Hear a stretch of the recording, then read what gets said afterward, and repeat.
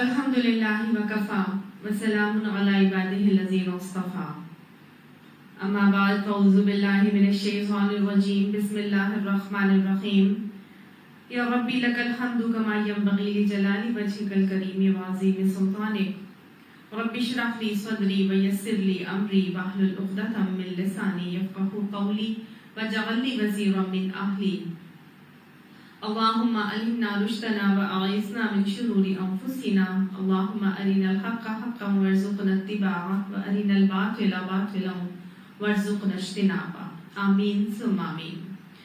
سورہ ملک مکی صورت ہے، اس میں 2 رکوعات اور 30 آیات ہیں۔ اس کا نام ملک اس حوالے سے ہے کہ اس کے اندر اللہ سبحانہ تعالیٰ نے اس کی پہلی آیت نمبر 1 میں ہی تبارک الذی بیدہ الملک کے لفظ میں الملک لے کر آئے ہیں، اس وجہ سے اس کو سورہ ملک جو ہے وہ کہا گیا ہے۔ یہاں سے سورتوں کا اگلا گروپ جس کو 7واں گروپ کہا جاتا ہے اور وہاں 7ویں گروپ کا آغاز ہو رہا ہے۔ میں نے آپ کو بتایا تھا کہ قرآن کو مختلف گروپس میں تقسیم کیا گیا ہے نا، تو 7 گروپس ہیں اور 7ویں ہر گروپ میں ہی اللہ تعالیٰ نے مکی اور مدنی دونوں صورتیں رکھی ہیں۔ شروعات مکی صورتوں سے ہوتی ہے اور اختتام مدنی صورتوں پر ختم ہوتا ہے۔ تو یہاں سے جو 7واں گروپ ہے اس کو شروع کیا جا رہا ہے۔ قرآن کی منزلیں بھی 7 ہی ہیں، لیکن اب یہ دیکھ لیجئے کہ جو سورت کا یہاں پہ آغاز ہو رہا ہے، یہاں سے اب ہمارا 29 پارہ شروع ہو رہا ہے اور 29 پارے سے لے کے اختتام تک یعنی کہ 30ویں پارے کے آخری سورت تک جو ہے وہ اب یہ 7واں گروپ چلے گا۔ تو سورہ ملک کے حوالے سے بہت فضیلت آتی ہے سورت کی، اور اس کو آپ صلی اللہ علیہ وسلم نے اس کے حوالے سے کیا فرمایا کہ قرآن میں ایک ایسی صورت ہے جو قیامت میں اپنے پڑھنے والے کے حق میں جھگڑا کرے گی اور یعنی سفارش کرے گی اللہ تعالیٰ سے اور جھگڑتی رہے گی یہاں تک کہ اس کو جنت میں داخل کروا دے گی۔ تو گویا یہ انسان اپنے پڑھنے والے کے حق میں سفارش کرنے والی صورت ہے اور یہ اس وقت تک سفارش کرے گی جب تک کہ پڑھنے والے کو جنت میں داخل نہ کرا دے۔ تو قرآن تو ویسے بھی انسان کے لیے سفارش بنے گا اگر وہ اس کو پڑھنے والا ہوگا۔ آپ صلی اللہ علیہ وسلم نے فرمایا تھا نا کہ القرآن حجت لک او علیک، تو یا تو تیرے حق میں حجت بنے گا یا تیرے خلاف حجت بنے گا۔ تو اس کو ہم نے اپنے حق میں حجت بنانا ہے۔ کیسے بنے گا یہ حق میں حجت؟ جب ہم اس کو پڑھیں گے اور اس کے اوپر غور و فکر تذکر تدبر کر کے ہم اس کے اوپر عمل پیرا بھی ہوں گے تو انشاءاللہ یہ ہمارے حق میں حجت بنے گا۔ آپ صلی اللہ علیہ وآلہ وسلم نے فرمایا کہ عذاب قبر سے یہ نجات کا ذریعہ بننے والی صورت ہے، یعنی کہ آپ صلی اللہ علیہ وسلم نے یہ کیا فرمایا کہ جو سونے سے پہلے سورہ ملک کو پڑھے گا وہ اس کو عذاب قبر سے نجات کا ذریعہ بنے گی۔ اور اب کیسے یہ نجات کا ذریعہ بنے گی؟ یہ چند الفاظ کی ادائیگی تو ہے نہیں کہ یہ 30 آیات پر مشتمل سورت جو ہے اس کے چند الفاظ ہم ادا کر دیں اور ان ادائیگی سے ہی ہم عذاب قبر سے محفوظ ہو جائیں گے، ایسا نہیں ہے۔ ایکچولی بات یہ ہے کہ اس سورت کے اندر اللہ تعالیٰ نے مختلف قسم کی باتیں انسان کو سمجھائی ہیں اور ان کی وجہ سے انسان کے اندر ایسی سوچ پیدا ہوتی ہے، فکر آخرت پیدا ہوتی ہے، اپنی زندگی کی اصلاح کے اوپر آنے کا رویہ پیدا ہوتا ہے، جس کی وجہ سے انسان کے چونکہ اعمال کی اصلاح ہوتی ہے، اسی وجہ سے یہ صورت انسان کو عذاب قبر سے بچا لیتی ہے۔ تو آپ صلی اللہ علیہ وسلم کے رویے سے بھی سنت سے بھی ثابت ہے کہ آپ صلی اللہ علیہ وسلم اس کو رات کو سونے سے پہلے پڑھا کرتے تھے، اور اس کے علاوہ مسبحات اور الف لام میم سجدہ بھی پڑھنا آپ صلی اللہ علیہ وسلم کے حوالے سے مسنون عمل ہے رات کا۔ اب آج میں اور آپ اس سورت کو کیسے پڑھ سکتے ہیں؟ بہت آسان ہے، 30 آیات پر مشتمل یہ چھوٹی سی سورت تو ہے، اور لیکن اس کو یاد کر لیا جائے۔ انسان جب اس کو یاد کر لے گا تو انشاءاللہ اس کو عشاء کی نماز کی جو فرائض ہیں اس میں آپ پڑھ سکتے ہیں۔ 2 فرض کے جو شروع میں جو تلاوت کرنی ہوتی ہے اس میں آپ 15 آیات ایک میں پڑھ لیں، 15 دوسری میں پڑھ لیں، تو انشاءاللہ سونے سے پہلے اس کو اگر ہم عشاء کی نماز میں پڑھ لیں گے، اگر ہمیں یہ یاد ہو جائے گی تو انشاءاللہ یہ اللہ کے نبی کی یہ سفارش کے ہم حقدار بھی ہو جائیں گے۔ یہ جو اللہ کے نبی نے جو اس کے حوالے سے خوشخبری دی سفارش کی، तो वो फिर हमारे हक में सिफारिश बनने वाली बन जाएगी। अच्छा, इसको याद करने के हवाले से भी ये थोड़ा सा समझ लीजिए कि आज मेरा ख्याल है इसको याद करना भी बिल्कुल मुश्किल नहीं है। अव्वल तो ये बहुत आसान सूरत है, याद करने के हवाले से बहुत जल्दी याद हो जाती है। लेकिन आजकल जो मोबाइल्स के ऊपर ऐप्स हैं और कुरान डाउनलोड हो जाता है, बाकायदा तौर पर उस पर रेसिटेशन भी चल रही होती है, तिलावत कुरान किसी भी कारी की आप लगा लें जिसकी आपको तिलावत पसंद है, आप उसको लगा लें और डेली इसको सुनते रहें और देखते भी रहें। अगर आप डेली सुन सुन के इसको भी याद कर सकते हैं, और अगर आप रोजाना की एक आयत भी याद करेंगे तो मेरा ख्याल है कि जब आपकी 3 आयत याद हो जाए तो उसको नमाज में पढ़ना शुरू हो जाए, फिर अगले दिन 4थी आयत याद करें, बार बार सुनते जाएंगे। जब एक आयत को कंटिन्यूटी से आप सुनते रहेंगे तो इंशाल्लाह सुन सुनकर बहुत जल्दी याद हो जाती है। तो जब आप सुन सुनकर याद करेंगे तो साथ आपके पास सामने टेक्स्ट भी आ रहा होगा, देख भी लेंगे, सुन भी लेंगे। तो इंशाल्लाह जब आप जुबान से भी अदा करेंगे तो बार बार रिपीटिशन के साथ जब नमाज में इसको पढ़ी जाएगी तो इंशाल्लाह ये मेमोराइज भी होगी और हमारी नमाजों में भी फिर हम इसको आसानी से पढ़ सकेंगे। आजकल कोई मुश्किल नहीं है, रातों को सोने से पहले तो हर कोई बैठता है और अपना मोबाइल जो है वो स्क्रॉल करता है और कुछ ना कुछ उसके अंदर से देखता है, और सारी चीजें जब तक मुतमईन नहीं हो जाता तब तक उसको नींद नहीं आती। ऐसा है कि नहीं, हर एक के हाथ में मोबाइल है, तो आप क्यों नहीं मोबाइल के साथ पॉजिटिव इसका यूज करें और इसमें से सूरतें याद करने का मामला शुरू कर दें। रोजाना की थोड़ी थोड़ी सी आयत अपने लिए रिपीटिशन के साथ सुनेंगे तो इंशाल्लाह ये याद हो जाएगी। आप सल्लल्लाहु अलैहि वसल्लम ने इसको याद करने की तरफ, इस बात की तरफ हमको राग़िब भी किया, और आप सल्लल्लाहु अलैहि वसल्लम ने इस सूरत के हवाले से हमें गोया ये समझा दिया। आप फरमाते हैं सबसे ज्यादा सियाना और होशियार कौन है?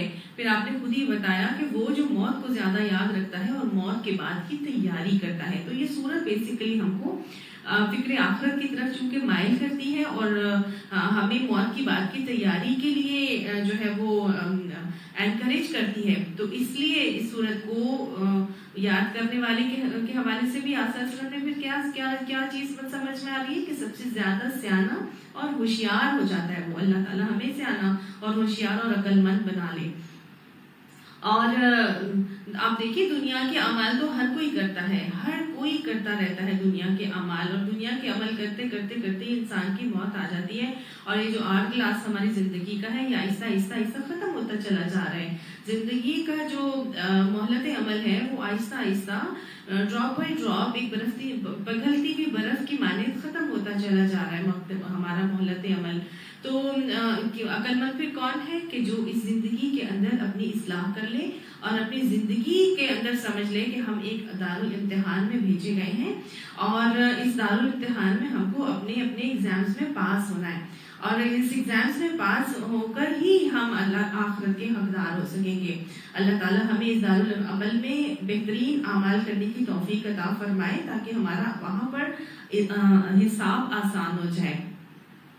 अब इस सूरत का बेसिकली मौजू मैंने आपको बताया, इसका जो शान नजूल है यानी कि इसका जमाना नजूल क्या था कि ये बिल्कुल मक्का के ना इब्तदाई दौर में नाजिल होने वाली सूरत है। शुरू में जब मुसलमान अभी तबलीग आप सल्लल्लाहु अलैहि वसल्लम ने उनको मक्का में स्टार्ट की थी तो इस सूरत को तब नाजिल किया गया था। और इस सूरत के जो मौजू और मजमून को जब हम देखते हैं तो बहुत खूबसूरत अंदाज में हमें नजर आता है कि अल्लाह ताला ने किस तरह से जो इनकार हक वाले लोग करने वाले लोग थे या मुशरिकीन लोग थे या बात मान के नहीं दे रहे थे और गफलत में पड़े हुए थे, तो उनको किस तरह से झंझोड़ती है ये सूरत।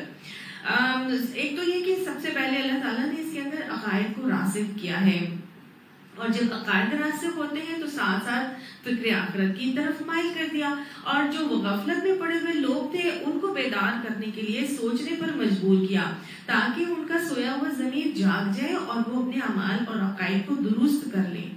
और आप देखिए कि इसके अंदर बहुत खूबसूरत अंदाज में मुख्तलिफ सूरतों की कैटेगरीज बताई गई हैं। ये शुरू की जो 5 आयात हैं उसमें अल्लाह ताला ने अकीदा तौहीद को रासिख किया।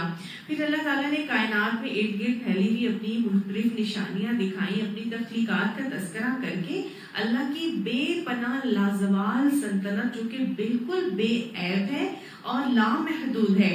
اس کے بارے میں بتایا کہ اللہ نے اتنی بڑی لامحدود اور بے عیب سلطنت ابس نہیں بنا دی، اس کو بنانے کا کوئی نہ کوئی مقصد ہے. اور یہ مقصد بنانے کے بعد اللہ نے یہ کہا کہ انسان کو بنانے کا بھی کوئی مقصد ہے، تو انسان اپنے اس مقصد کو پہچانے اور اس کے اوپر بہترین رویہ اختیار کرے. پھر آیت نمبر 6 سے 11 تک اگر ہم دیکھتے ہیں تو اللہ تعالیٰ نے ان آیات کے اندر نام ماننے والوں کے انجام کو دکھایا ہے، اور پھر ان کو تنبیہ کی گئی ہے کہ دیکھو اگر نہیں مانو گے تو قیامت میں پھر خود ہی ایک وقت آئے گا جب تم اپنی غلطیوں کا اعتراف کرو گے، اور جب وہ وقت آئے گا تو پھر اس پر پچھتانے کا کوئی فائدہ نہیں ہوگا. لہٰذا آج ہی وقت ہے، آج ہی اپنی غلطیوں کا اعتراف کر کے اپنے اعمال کی اصلاح کر لو. پھر اس کے بعد ہم دیکھیں تو اگلا جو پورشن سٹارٹ ہوتا ہے وہ آیات نمبر 12 سے لے کے 14 تک ہوتا ہے، اور اس میں اللہ سبحانہ تعالیٰ نے گویا یہ بتایا کہ اللہ تعالیٰ تو دلوں کے حال تک سے واقف ہے، اللہ دلوں کے راز بھی جانتا ہے. لہٰذا بہترین اخلاق بناؤ، اور بہترین اخلاق وہی ہے جو اللہ کو بن دیکھے کیے جاتے ہیں، اور جو بن دیکھے بہترین اخلاق پر چلے گا تو پھر ایسے لوگوں کو چاہے دنیا اپریشیٹ کرے یا نہ کرے، آخرت میں ضرور اللہ سبحانہ تعالیٰ ان نیکی پر قائم رہنے والوں کے لیے بخشش اور اجر عظیم کا وعدہ کر رہا ہے. تو بہت خوبصورت انداز میں اللہ نے ہر پورشن کے اندر ڈیفرنٹ بات ہی بتائی ہے.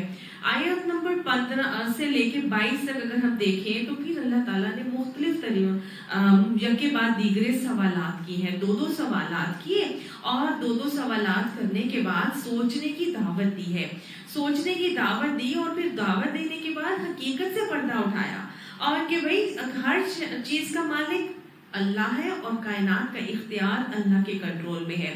وہ کسی بھی وقت کسی کو بھی چاہے تہس نہس بھی کر سکتا ہے اور عذاب میں مبتلا بھی کر سکتا ہے. لہٰذا اپنی صلاحیتوں اور اپنی طاقتوں کو جو اللہ تعالیٰ نے عطا کی ہیں اسی مہلت عمل میں استعمال کر کے اللہ کی معرفت کو پالو اور صحیح راستے پر آ جاؤ. پھر آیات نمبر 24 سے لے کے اگر ہم 27 تک دیکھیں تو ان آیات میں اللہ تعالیٰ نے فکر آخرت کو راسخ کیا ہے، اور یہ بتایا ہے کہ عقل مند وہ ہے جو آج ہی اس کی تیاری شروع کر دے. اور آگے دیکھیں اگر ہم 28ویں اور 29ویں آیت میں تو اللہ تعالیٰ نے وہاں یہ بتایا کہ انکار کرنے والے اپنی اپنی فکر کریں، کیونکہ ایک وقت آئے گا کہ خود ہی ان کو معلوم ہو جائے گا کہ حق پر کون تھا، اور پھر وہ اللہ کے عذاب سے بچ نہیں سکیں گے. اور آخری آیت جو 30ویں آیت ہے اس میں اللہ تعالیٰ نے زمزم کا تذکرہ کر کے یہ بتایا ہے کہ اگر اللہ سبحانہ تعالیٰ مکہ کی سرزمین کے اندر زمزم کو نہ نکالتا، یہ زمزم وہ چیز تھی جس کی وجہ سے، جس کے آنے کی وجہ سے یہ پورے کا پورا علاقہ آباد ہوا تھا. مجھے اور آپ کو اچھی طرح سے معلوم ہے کہ حضرت اس کا زمزم کے آنے کا کیا سلسلہ ہوا اور کیا اس کی کہانی تھی. انشاءاللہ ہم اس کو بار بار دیکھ بھی چکے ہیں اور ابھی بھی دیکھیں گے جب ہم یہ پڑھیں گے تو انشاءاللہ. تو گویا زمزم کا آنا کیا تھا، اللہ تعالیٰ کی طرف سے ایک ایسا معجزہ تھا کہ اس بے آب و گیا وادی کے اندر جو وادی غیر ذی زرع تھی، جس میں ذرا بھی کوئی زراعت نہیں تھی، اللہ نے کیسے معجزاتی طور پر اس زمزم کو نکالا اور اس سرزمین پر انسانوں کی افزائش کی. اور اگر اللہ چاہے تو 1 سیکنڈ میں اس زمزم کو لے جائے اور ساری کی ساری زندگی وہاں پر ختم ہو جائے. تو یہ ہے اللہ کی یہ قدرت جس کی طرف سوچنے کے لیے اللہ تعالیٰ نے مائل کیا اور لوگوں کو سوچنے پر مجبور کر کے سورت کا اختتام کر دیا. تو گویا اللہ نے بار بار اس کے اندر جھنجھوڑا ہے، انسان کو جھنجھوڑا ہے. اور اس وقت کا جو وقت تھا کہ مشرکین مکہ جو مان کے نہیں دے رہے تھے اور وہ لوگ جو بالکل نئی دین کی دعوت کو سن رہے تھے، اللہ نے بار بار ان کے اندر ان کو جھنجھوڑا، مختلف سوالات کر کے، ان کو مختلف چیزیں دکھا کر. تو یہ بہت ہی خوبصورت صورت ہے جو انسان کے اندر بیسیکلی پھر کیا پیدا کر رہی ہے، فکر آخرت کو راسخ کر رہی ہے اور زندگی گزارنے کا مقصد انسان کو سکھا رہی ہے. دیکھیں دنیا بہت چھوٹی سی چیز ہے، اور دنیا وہ چیز ہے کہ جس کے محبت میں مگن ہو کر انسان اصل میں آخرت کو بھول جاتا ہے. اور آپ صلی اللہ علیہ وسلم نے اسی لیے اس کے حوالے سے یہ بتایا کہ ہوشیار کون ہے، الکیسو عامل لما بعد الموت. ہوشیار وہ ہے جو اپنے نفس کو قابو میں رکھتا ہے اور موت کے بعد کے لیے عمل کرتا ہے. تو یہ خواہشات نفس ہی تو ہیں جس کے اندر پڑھ کر، جس کے اندر انڈلج ہو کر انسان مختلف قسم کے گناہوں میں مبتلا ہوتا ہے. اور یہ حب الدنیا، یہ تو راس کل خطیئۃ ہے، یہ تو ہر برائی کی جڑ ہے. تو لہٰذا اس دنیا سے بے رغبتی لے کر آتا ہے، عقل مند بناتا ہے انسان کو. یہ قرآن کی یہ سورت اور اس کے پیغامات عقل مند بناتے ہیں، اس کو اپنے نفس قابو میں رکھنے کی تاکید کی طرف لاتے ہیں، اور ساتھ ساتھ دنیا سے بے رغبتی کروا کر فکر آخرت کو پیدا کرتے ہیں. آپ صلی اللہ علیہ وسلم نے فرمایا تھا، نادان اور کمزور ہے وہ شخص جو اپنے نفس کی خواہشات کی پیروی کرتا ہے اور لمبی لمبی امیدیں باندھ دیتا ہے. تو اللہ تعالیٰ ہمیں نادان اور کمزور ہونے سے محفوظ فرمائے اور اپنی نفس کی خواہشات میں پھنسنے سے اور اس کی پیروی کرنے سے ہمیں اللہ بچا کر رکھے. لمبی لمبی امیدیں نہ باندھے، بلکہ جتنا دیا ہے اللہ نے بس آج کے لیے جئیں اور کل کے لیے عمل کریں. اللہ تعالیٰ ہمارے لیے ہمیں یہ کرنا سکھا دے، کیونکہ دنیا کے عمل اتنے حقیر ہیں. ساری زندگی ہم ان اعمال کو کرتے رہتے ہیں اور ہمارا حال یہ ہوتا ہے کہ چھوٹی سی کوئی چیز اگر نہ ملے تو سارا وقت روتے دھوتے رہیں گے، یا اس کے اوپر ہی جو ہے اپنے ڈپریشنز میں گھروں میں چلے جائیں گے. ہمارا کیسا حال ہے، چھوٹی چھوٹی تکلیفوں میں ہم رو رو کے ہلکان ہو جاتے ہیں اور چھوٹی چھوٹی باتوں پر ہم اتنا بڑا ان کو بنا لیتے ہیں. یہ دنیا کے عمل اتنے حقیر ہیں کہ اس کے حوالے سے حدیث میں آتا ہے، آپ صلی اللہ علیہ وسلم نے فرمایا کہ اگر کوئی شخص اپنی پیدائش سے لے کر موت تک بھی اللہ کی رضا کے لیے سجدے میں پڑا رہے تو قیامت کے دن وہ اپنے اس عمل کو بھی حقیر سمجھے گا. یعنی اگر اتنی عبادت بھی کر لی جائے کہ زندگی جب سے ملی ہے پیدائش سے لے کے موت تک کے ٹائم پیریڈ میں کتنے سال ہے انسان کی زندگی کے، 60 70 80 سال، کتنے سال زندہ رہ لے گا. تو اس پیریڈ میں بھی اگر وہ سارا وقت بھی اللہ کے حضور سجدہ ریز رہے، پھر بھی اس کو وہ عمل آخرت کے مقابلے میں حقیر لگے گا. کیونکہ دنیا کا جو معاملہ ہے وہ تو اللہ کے نبی نے بتا دیا تھا کہ متاع دنیا قلیل، دنیا کی جو نعمتیں ہیں اور دنیا کو ساز و سامان ہے یہ قلیل ہے. کتنا قلیل ہے، نبی صلی اللہ علیہ وسلم نے بتایا تھا کہ جب ایک آپ نے فرمایا تھا مفہوم ہے کہ دنیا کی حقیقت آخرت کے مقابلے میں ایسی ہے کہ جب تم میں سے کوئی اپنی انگلی کو سمندر میں ڈبو کر نکالتا ہے تو جتنا پانی اس انگلی پر لگا رہ گیا ہے اس کی حیثیت اس سمندر کے مقابلے میں ہے، تو دنیا کی حیثیت آخرت کے مقابلے میں بالکل ایسی ہے. یعنی دنیا کتنی ہے، وہ انگلی پہ لگا ہوا پانی، اور آخرت کیا ہے، وہ سمندر کا معاملہ.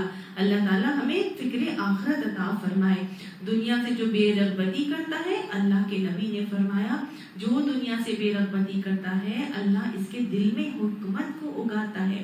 دنیا سے بے رغبتی کیا ہوتی ہے، دنیا سے اعراض کرنا، دنیا کے پیچھے نہ بھاگنا. ہاں جتنی مل جائے الحمدللہ ثم الحمدللہ، لیکن بس اسی کے اندر پورا کا پورا وقت لگا دینا، انوالو ہو جانا اور انڈلج رہنا اور بس اسی کے گرد گھومتے چلے جانا کہ بس یہ بھی بنا لوں اور وہ بھی کر لوں اور میرا نام ہو جائے، مرتبہ ہو جائے. بس ساری چیزیں دنیا میں ہی حاصل کرنے کے لیے دنیا بنانے کے چکروں میں ہی لگے رہو. نہیں، جو شخص اس سے بے رغبتی کرتا ہے اللہ اس کے دل میں حکمت کو اگاتا ہے. اور حکمت وہ چیز ہے جس کے لیے قرآن میں آتا ہے کہ وَمَن یُؤْتِ الْحِکْمَةَ فَقَدْ أُوتِیَ خَیْرًا کَثِیرًا، جس کو اللہ نے حکمت دے دی اس کو تو خیر کثیر عطا فرما دی. اور حکمت کے لیے تو اللہ کے نبی حضرت ابراہیم علیہ السلام دعائیں مانگا کرتے تھے، ربی حب لی حکما والحقنی بالصالحین، اللہ ہمیں حکمت سکھا دے اور ہمیں نیک لوگوں میں شامل فرما دے. یہ تو حضرت ابراہیم کی دعا تھی. اس دعا کو اپنی دعاؤں کا لازمی حصہ بنانا چاہیے کہ اللہ تعالیٰ ہماری زبانوں پر بھی حکمت کو جاری کرے، ہمارے دلوں میں بھی حکمت کو اگا دے. کیونکہ حکمت کس کے دل میں اگے گی، حکمت کس کو کہتے ہیں، حکمت کہتے ہیں قوت فیصلہ کو. صحیح وقت پر صحیح فیصلہ کر کے صحیح عمل فوراً کر لیا جائے، یہ ہوتی ہے حکمت. اللہ جس کو یہ حکمت دیتا ہے وہ کون ہوتا ہے، جو شخص دنیا سے بے رغبتی برتتا ہے، جو دنیا سے اعراض کرتا ہے. اس کا اصل فوکس کیا ہو جاتا ہے، آخرت. دنیا کے سارے اعمال آخرت کی نیت سے ہی کر رہے ہوتے ہیں، تو پھر اللہ ایسے لوگوں کے دلوں میں حکمت کو اگاتا ہے. یعنی یہ نہیں ہے کہ دنیا میں اب دنیا کرنی ہی نہیں، دنیا تارک ہو، دنیا فقیر ہو کر بیٹھ جاؤ۔ رہبانیت تو ہم نے پڑھا پیچھے، بار بار اللہ نے بتایا سورۃ تحریم تک، اللہ نے ان ساری نعمتوں کے ساتھ ڈیل کرنے کا طریقہ مجھے اور آپ کو اچھی طرح سکھا دیا۔ رہنا بھی ہے ان تمام نعمتوں میں جو اللہ نے مجھے اور آپ کو دنیا میں عطا فرمائی ہے، سب کے ساتھ رہنا ہے، چھوڑنا نہیں ہے ان کو، لیکن انہی کے ساتھ اپنی آخرت کو سنوارنا ہے، انہی کے ذریعے سے آخرت کو نکھارنا ہے، انہی کو اپنے لیے صدقہ جاریہ بنانا ہے، انہی کے ساتھ ایسے اعمال کرنے ہیں کہ ان کی محبت اللہ کی محبت پر غالب نہ ہو جائے، اللہ کی محبت کو غالب رکھ کے اللہ کی ناراضگی کے ڈر سے چلتے ہوئے جب ہم انہی چیزوں انہی نعمتوں کے ساتھ ڈیل کریں گے تو انشاءاللہ اس کو بے رغبتی کہا جاتا ہے۔ اور ایسے جب اعمال کیے جائیں گے بے رغبتی کے حوالے سے تو اللہ تعالیٰ دلوں میں حکمت کو اگاتا ہے اور دنیا کے عیب اس کو دکھا دیتا ہے، اور اس کے مسائل اور اس کی بیماریاں اور اس کا حل اور علاج اس کو سمجھا دیتا ہے، اور اس کی زبان پر بھی حکمت کو جاری کر دیتا ہے۔ اللہ تعالیٰ ہماری بھی زبانوں پر حکمت کو جاری کر دے۔ دنیا مومن کے لیے قید خانہ ہے۔ اگر ظاہر ہے اتنی دھیان رکھ کے جب انسان اپنی دنیا میں ٹائم سپینڈ کرتا ہے کہ ہم وقت اس کو بس یہی خیال ہو کہ اللہ ناراض نہ ہو جائے، ہر وقت آخرت کو سنوارنے کی فکر، اور ان دنیا کی نعمتوں کے ساتھ، رشتوں کے ساتھ، ان چیزوں کے ساتھ بہت سوچ کے جب چھانک پھٹک کے انسان اپنے قدم اٹھاتا ہے، بالکل اسی تقویٰ کے عمل کے طرح کہ حضرت کعب نے پوچھا تھا نا، حضرت عمر نے پوچھا تھا حضرت کعب سے کہ تقویٰ کس کو کہتے ہیں، تو انہوں نے آگے سے یہ بتایا تھا کہ تقویٰ اس کو جب آپ کا گزر کسی خاردار راستے سے ہوتا ہے تو آپ کیسے گزرتے ہیں، تو انہوں نے بتایا تھا حضرت عمر بن عبدالعزیز نے کہ میں ایسے گزرتا ہوں کہ جیسے میرا دامن ان کانٹوں میں الجھ کے نہ رہ جائے، تو میں بہت احتیاط سے گزروں گا۔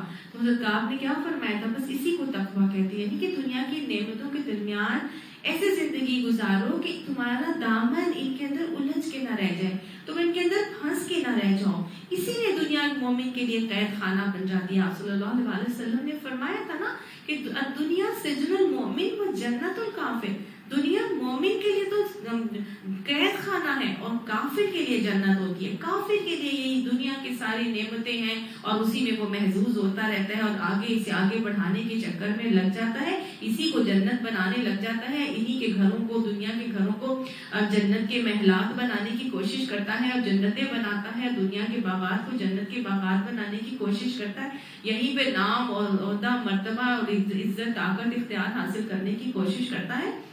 مومن کے لیے یہ دنیا میں ملے نہ ملے اس سے کوئی فرق نہیں پڑتا، اس کو تو صرف اپنے رب کو راضی کرنا ہے، وہ دنیا کی نعمتوں کو نہیں چاہتا۔ اسی لیے یہ دنیا مشکلات میں گری، دنیا کو وہ ایک سمجھتا ہے کہ جیسے قید خانے کی طرح ہے اور میں یہاں سے بس کسی طرح سے آزاد ہوں، اور وہ دنیا میں بہت سوچ کے قدم اٹھاتا ہے۔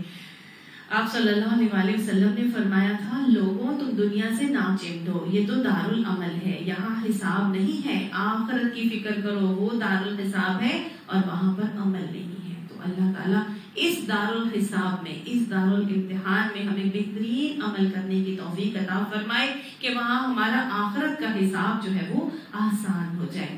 بہت خوبصورت صورت ہے اور بہت ہی پیاری اس کی جو ہے وہ آیات اور اس کی تفسیر ہے۔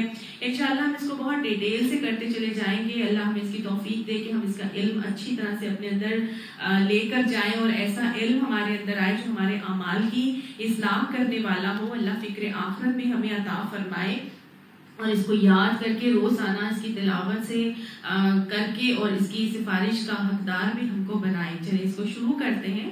بسم اللہ الرحمن الرحیم۔ تبارک الذی بیدہ الملک، نہایت بابرکت ہے وہ ذات جس کے ہاتھ میں ہے بادشاہت، وہو علی کل شیء قدیر، اور وہ ہر چیز کے اوپر قادر ہے۔ اللہ تعالیٰ اس میں شروعات کس سے کر رہے ہیں؟ تبارک الذی، تبارکہ کہتے ہیں برکت والا، یعنی کہ برکت کو ایسوسیٹ کیا جا رہا ہے کسی چیز کے ساتھ، کسی ذات کے ساتھ۔ برکت یہاں پہ بتائی جا رہی ہے تبارک الذی، برکت کس کے ساتھ ہے؟ اللہ کے ساتھ ہے۔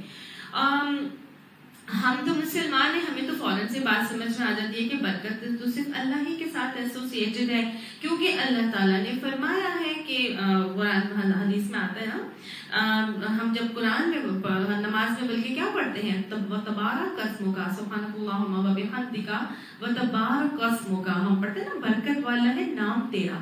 تو اللہ کا تو نام ہی اتنا برکت والا ہے کہ حدیث میں آتا ہے کہ جس کام سے پہلے بسم اللہ پڑھ لی جاتی ہے اس کام میں برکت آ جاتی ہے. تو اللہ کا نام جس کام کے ساتھ لگا دیا جاتا ہے، جس کام سے پہلے بسم اللہ پڑھ لیا جاتا ہے، اللہ کا نام لگا لیا جاتا ہے، تو اس کام میں کیا ہو جاتا ہے، اس کام میں برکت آ جاتی ہے.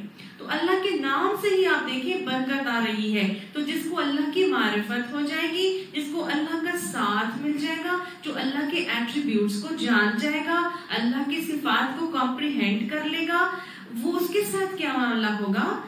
تو جو مخلوق پھر اللہ کی طرف رجوع کرتی ہے، اللہ کی صفات سے معرف ہو جاتی ہے، اس کی معترف ہو جاتی ہے، اللہ سبحانہ تعالیٰ ایسے تمام لوگوں کو برکت عطا فرما دیتا ہے، اور اس کو اپنی وہ برکت، اللہ کی برکت اپنی زندگی میں ہر جگہ محسوس ہوتی ہے.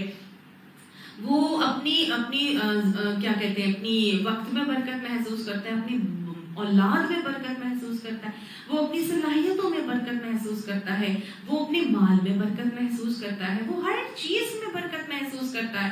اولاد میں برکت کا یہ مطلب نہیں ہے کہ اگر 2 اولادیں ہیں تو بس اس کی 6 اولادیں ہو جائیں گی، نہیں، وہ اولادیں دو اولادیں 10 پہ بھاری ہو جاتی ہیں. ایسی برکت ہو جاتی ہے، وہ اتنی نیک اولادیں ہو جاتی ہیں اللہ کی طرف سے، وہ برکت کا عمل ہے.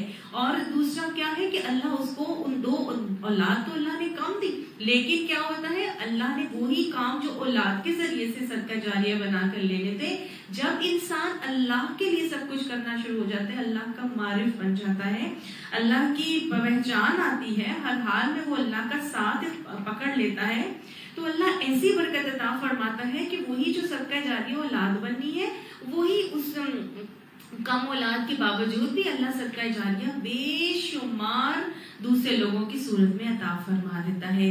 اسی طرح انسان کو اپنی صلاحیتوں میں برکت محسوس ہوتی ہے، وہ کم وقت میں زیادہ کام سمیٹ لیتا ہے، اس کا ٹائم ضائع ہونے سے بچ جاتا ہے. پھر مال میں برکت اور چیزوں میں برکت کیسے آتی ہے کہ یہ نہیں ہے کہ اگر 2 آم ہم لے کر آئے ہیں، 2 آم رکھے ہیں تو وہ 10 بن جائیں گے، ایسا نہیں ہے. وہ تھوڑے میں ہی انسان سیٹسفائیڈ محسوس کرتا ہے، اور اس کے لیے وہ بہترین جو ہے وہ رزق کی صورت بھی بن جاتا ہے، اسی سے اس کو زیادہ صحت بھی مل جاتی ہے، طاقت توانائی بھی مل جاتی ہے. انسان جب اپنے اندر سیٹسفائیڈ فیل کرتا ہے، انسان جب اپنے آپ کو خوش محسوس کرتا ہے، تو اس کا ایسا پازیٹیو اثر اس کی زندگی کے اوپر ہوتا ہے کہ وہ اس کو باقاعدہ طور پر فیل کرتا ہے. اس کے برعکس وہ شخص جس کے پاس پوری پلیٹ آموں کی پڑی ہوئی ہے، پوری پیٹی اس کے پاس پڑی ہوئی ہے، لیکن وہ اس کی زندگی میں وہ برکت نہیں ہوگی، وہ آم کی پیٹی ہونے کے باوجود بھی کھا نہیں سکے گا، وہ کھانے سے محروم ہو جائے گا. وہ اگر وہ کھائے گا تو وہی اس کے لیے نقصان دہ ثابت ہو جائے گی، اور وہی جو ہے اس کو سیٹسفائیڈ بھی نہیں کرے گی، اور وہ اس کی وجہ سے نہ وہ اللہ کا شکر ادا کرنے والا بنے گا. تو وہ یہ بالکل اپوزٹ معاملہ ہو جاتا ہے. جو اللہ کا بن جاتا ہے، اللہ تعالیٰ اس کے زندگی میں برکت لے کر آ جاتے ہیں، اللہ اس کے لیے برکت ہی برکت کا معاملہ بنا دیتے ہیں. کچھ مفسرین فرماتے ہیں کہ جو سورہ ملک کو باقاعدہ طور پر اس کی روح کو سمجھ کر اپنے اندر اتار لیتا ہے، اس کی باتوں کو، تو وہ اللہ کی اطاعت پر آنا شروع ہو جاتا ہے. اور جو شخص اللہ کی اطاعت پر آنا شروع ہو جاتا ہے تو پھر اس کی زندگی میں برکت کا ظہور شروع ہو جاتا ہے. سمجھ آئی نا آپ کو یہ بات؟ تو گویا سورہ ملک کیا کر رہی ہے، اللہ کی باتوں کو ہمارے اندر اس طرح لے کر آتی ہے، اور جو شخص اس سورت کی باتوں کو سمجھ لیتا ہے، اپنی روح کی گہرائیوں سے اس کو اپنے اندر اتار لیتا ہے، اپنے اندر انٹرنلائز کر لیتا ہے، تو وہ کیا کرتا ہے، آٹومیٹکلی پھر اللہ کی اطاعت کے اوپر آنا شروع ہو جاتا ہے. جو انسان پھر اللہ کی اطاعت پر آتا ہے تو اس کی زندگی میں برکتیں ہی برکتیں آنا شروع शुरू हो जाती हैं। वो फिर दुनिया के लिए पीछे नहीं भागता, दुनिया उसके पीछे भागना शुरू हो जाती है। तो यहाँ अल्लाह ताला ने क्या बताया, तबारका। तबारका यानी बरकत सिर्फ और सिर्फ अल्लाह के साथ एसोसिएटेड है और किसी चीज के साथ बरकत नहीं मिल सकती। हम किसी के साथ भी एसोसिएट अपने आप को कर लेंगे ना, तो वो बरकत जो अल्लाह के साथ एसोसिएट होने में आएगी किसी और के साथ हमें आ ही नहीं सकती। अब अल्लाह ने यहाँ पर तबारक अल्लाह नहीं कहा कि बरकत वाला है अल्लाह, बल्कि अल्लाह ने ओपन छोड़ दिया है, अल्लज़ी कहकर छोड़ दिया है। हर कोई अपना अपना दिमाग में सोचे कि वो किससे बरकत को एसोसिएट कर रहा है। अल्लज़ी से हर शख्स जो है वो डिफरेंट लोग डिफरेंट चीजों से एसोसिएट करेंगे बरकत। जो मुशरिक हैं वो तो अपने बुतों से बरकत को एसोसिएट करते हैं, जो पीरों के पास जाने वाले हैं वो बरकत पीरों से एसोसिएट करते हैं, जो नॉन मुस्लिम है वो अपने भी माबूद जिनको वो समझता है, कोई दुनिया में साइंस से बरकत को महसूस फील करता है, कोई जो है वो मदर नेचर को बरकत वाला बनाते हैं, कोई फादर गॉड को बनाता है। तो जो भी किसी को हाकिम समझता है वो उसी से बरकत को एसोसिएट करता है। तो अल्लाह ताला ने यहाँ तबारक अल्लाह नहीं कहा, बल्कि सोचने पर मजबूर कर दिया ये सूरत शुरू करके कि जो भी इस वक्त अपनी बरकत के साथ जिसको भी एसोसिएट करता है वो अपने दिमागों में सोच ले। और फिर अल्लाह ताला ने एक ओपन चैलेंज दिया है कि देखो बरकत अगर तुम किसी के साथ एसोसिएट कर रहे हो ना, तो फिर देख लेना कि वो आगे उस क्राइटेरिया को फुलफिल करता है कि नहीं जिससे तुम बरकत को एसोसिएट कर रहे हो। तो गोया अल्लाह ताला ने ओपन चैलेंज दिया है कि जिससे लाना चाहते लेके आ जाओ, लेकिन आगे वाली बात के ऊपर फिट इन होना उसको जरूर है। क्या है, अल्लज़ी बियदिहिल मुल्क, जिसके हाथ में बादशाहत है। तो तबारकल्लज़ी बियदिहिल मुल्क, बरकत वाली जात वो है जिसके हाथ में बादशाहत है। अल मुल्क, यहाँ पर अल्लाह ताला ने बियदिहि दुनिया नहीं कहा है ना, बियदिहि दुनिया नहीं कहा। क्यों? दुनिया की सिर्फ कंट्रोल नहीं है, दुनिया के उसके हाथ में नहीं है, बल्कि अल मुल्क कहा है। तो अल मुल्क कहकर गोया अल्लाह सुब्हानहू तआला ने अपनी लामहदूद सल्तनत के हवाले से बताया है। ये पूरी यूनिवर्स, पूरी कायनात, आसमान, जमीन, ये सूरज, चांद, सितारे, गैलेक्सीज, ये समंदर और चरिंद परिंद, हैवानात, मखलूकात, इंसानात, नबातात, जमादात, नूरी मखलूक, नारी मखलूक, सारी की सारी मखलूक क्या है, ये अल मुल्क में शामिल है। तो गोया पहली ही आयत में अल्लाह ताला ने अपनी लामहदूद लाजवाल सल्तनत, अपनी ताकत, अपनी कुदरत, अपनी इख्तियारात और अपनी जो डोमिनेंस है उसका बताया है। तो क्या कितना इंसान के अंदर एक फीलिंग आती है कि अल्लाह की कुदरत, अल्लाह ताला की कुदरत कितनी वसी है, कितनी ज्यादा है। ये एक आयत अगर समझ आ जाए ना, तो यकीन मानिए कि अल्लाह की जब डोमिनेंस का इंसान को एहसास होता है ना, तो इंसान की जिंदगी का धारा ही बदल जाता है, उसकी सोच का महवर ही बदल सकता है।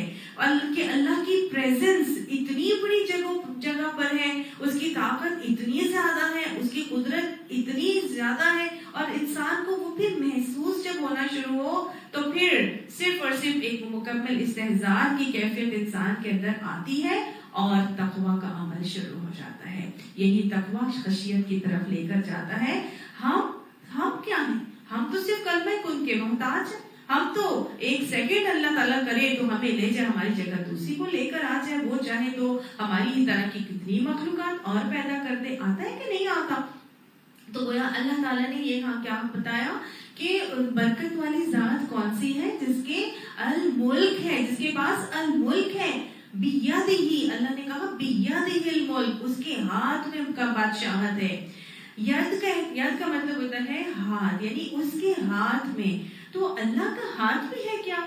अब ये सोचना कि जी अल्लाह का हाथ है, और अल्लाह ताला ने अपने चेहरे का भी कुरान पाक में तज़किरा किया, पिंडली का भी तज़किरा किया। तो गोया अल्लाह ताला ने ये जो चीजें बताई अपने आज़ा के हवाले से, ये उस तरह के आज़ा नहीं है जिस तरह के हमारे आज़ा हैं। जैसा हमारा हाथ है कि 5 उंगलियां वाला और 1 अंगूठा और 4 उंगलियां इस तरह कर।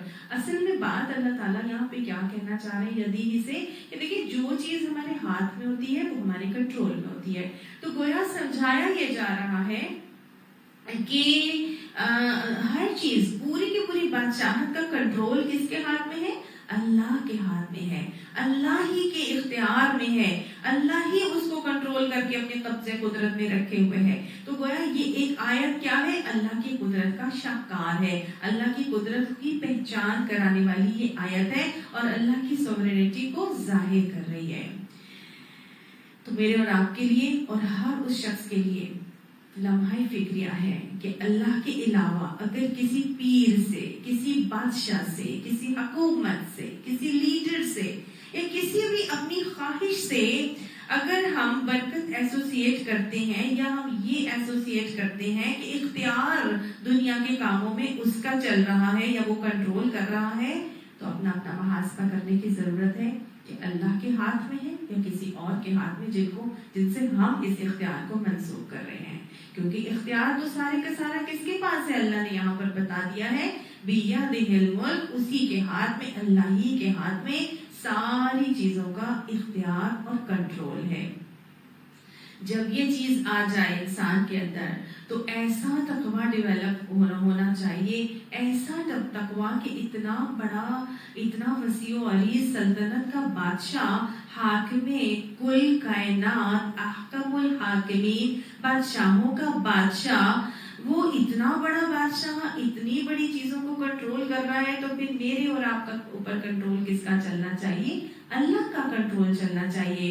और अल्लाह का कंट्रोल अगर मेरे ऊपर हर चीज में चल रहा है तो जो छोटा सा इख्तियार अमल का जो अल्लाह ने मुझे इजाजत दे दी या मुझे अपना अमल का एक इख्तियार दे दिया है कि अपनी मर्जी से मैं अमल करूं, तो मेरी मर्जी फिर किसके मुताबिक चलनी चाहिए? अपनी मर्जी के, शैतान की मर्जी के या अल्लाह की मर्जी के?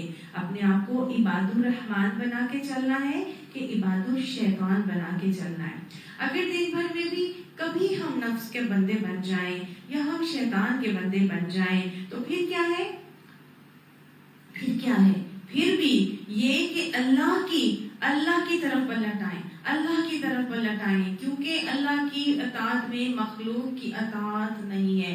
आप सल्लल्लाहु अलैहि वसल्लम ने फरमा दिया था ला ताअतिल मखलूकी फी मासियतिल खालिक, किसी खालिक की अताअत में अल्लाह की नाफरमानी नहीं चलेगी। तो गोया अगर कहीं गलती कमी कोताही हो भी जाए तो फौरन वापस पलट के आ जाना है, ठीक है?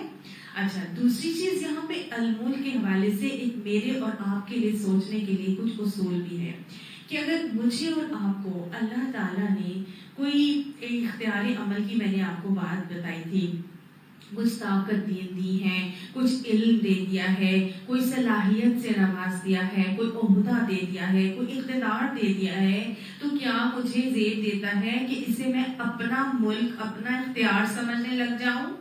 पूरी की पूरी कायनात के अंदर, आसमानों और जमीन में अल्लाह ताला फरमाता है कि लिल्लाहि मा फिस समावाति व मा फिल अर्द, अल्लाह ही के लिए है जो आसमानों में है और जो जमीन में है।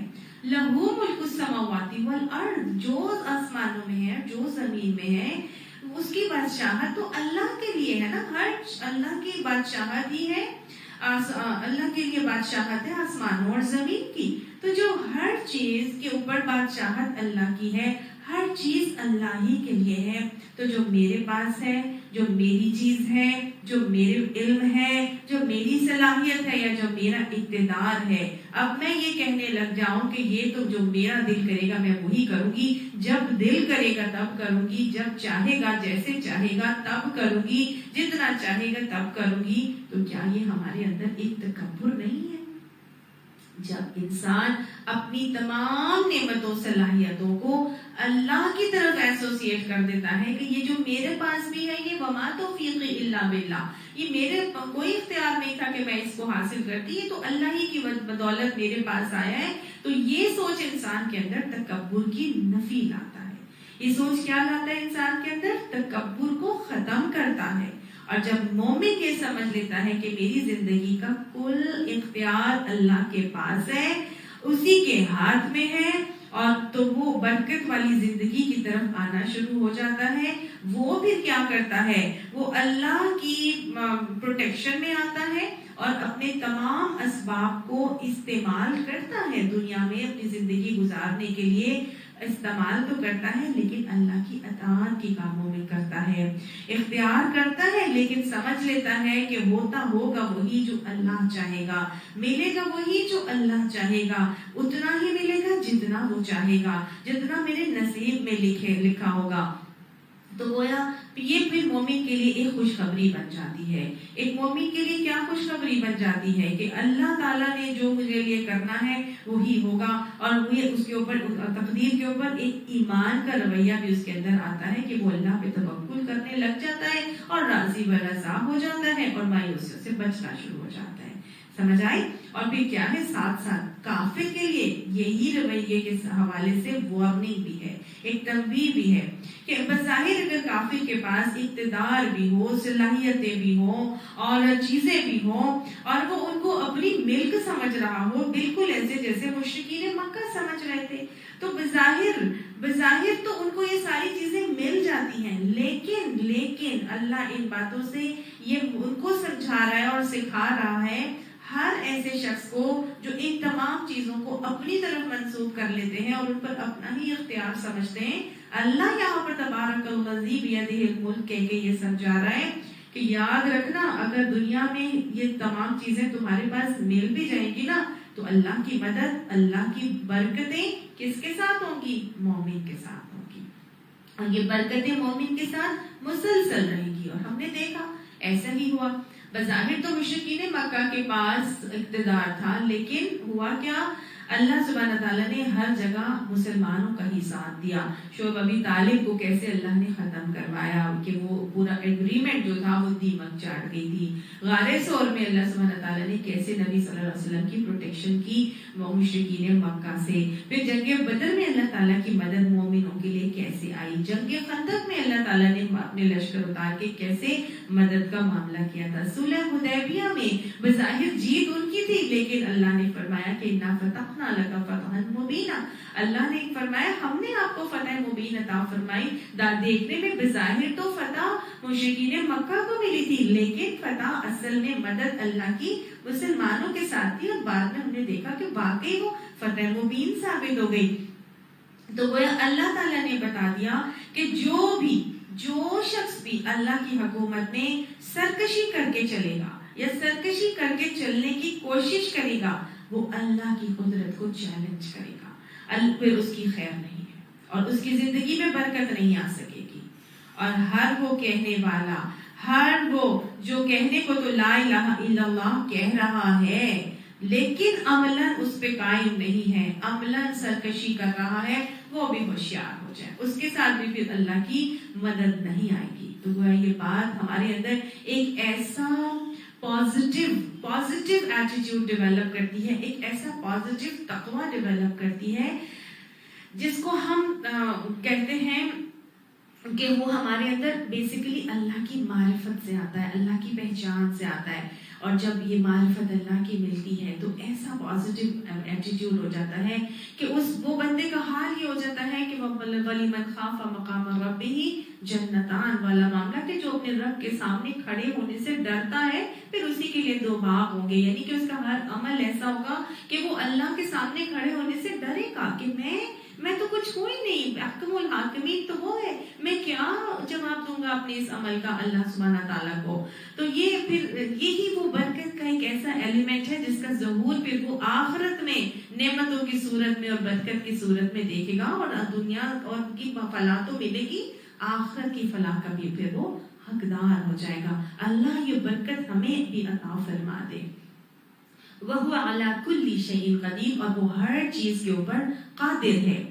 یہ اللہ سبحانہ تعالیٰ نے یہاں پہ لفظ یوز کیا قدیر، کہ وہ ہر چیز کے اوپر قادر ہے۔ قدیر کہتے ہیں یہ فعیل کے وزن پر ہے، اس میں کنسسٹنسی شو ہو رہی ہے، مسلسل دوام کو ظاہر کر رہا ہے، یعنی یہ چیز کا تسلسل ہے، یعنی اللہ ہر چیز پر ہمیشہ قادر ہے۔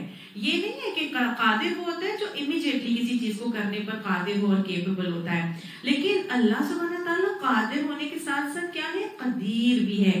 تو یہاں پر کہا جا رہا ہے کہ ایک تو اللہ سبحانہ تعالیٰ اپنی ذات میں قدیر ہے، ذات میں قادر ہے، کہ وہ کانسٹنٹلی انسان کو آبزرو کر رہا ہے، دیکھ رہا ہے، اس کی پریشانیوں کو دیکھ رہا ہے، اس کی ضرورتوں کو دیکھ رہا ہے، اس کی گناہوں کو دیکھ رہا ہے، بھائی اس کے اعمال کو دیکھ رہا ہے، اس کی آنسوؤں کو دیکھ رہا ہے، اس کی قربانیوں کو دیکھ رہا ہے، اس کی دعاؤں کو دیکھ رہا ہے، ہر چیز کو اللہ تعالیٰ مسلسل کانسٹنٹلی آبزرو کر رہا ہے۔ ایسا ہی ہے نا، یہ تو نہیں نا کہ اللہ تعالیٰ آج کر لے گا کل نہیں کرے گا، رمضان میں اس نے کر لی تھی یا جمعے کے دن کرے گا باقی دنوں میں نہیں کرے گا، ایسا تو نہیں ہے۔ اللہ تعالیٰ مسلسل کانسٹنٹلی ہر چیز کے اوپر قادر ہے، اور مسلسل وہ دعاؤں کو بھی دیکھ رہا ہے، امیدوں کو بھی جانتا ہے، اور مسلسل لوگوں کی دعائیں اور امیدیں پوری بھی کر رہا ہوتا ہے۔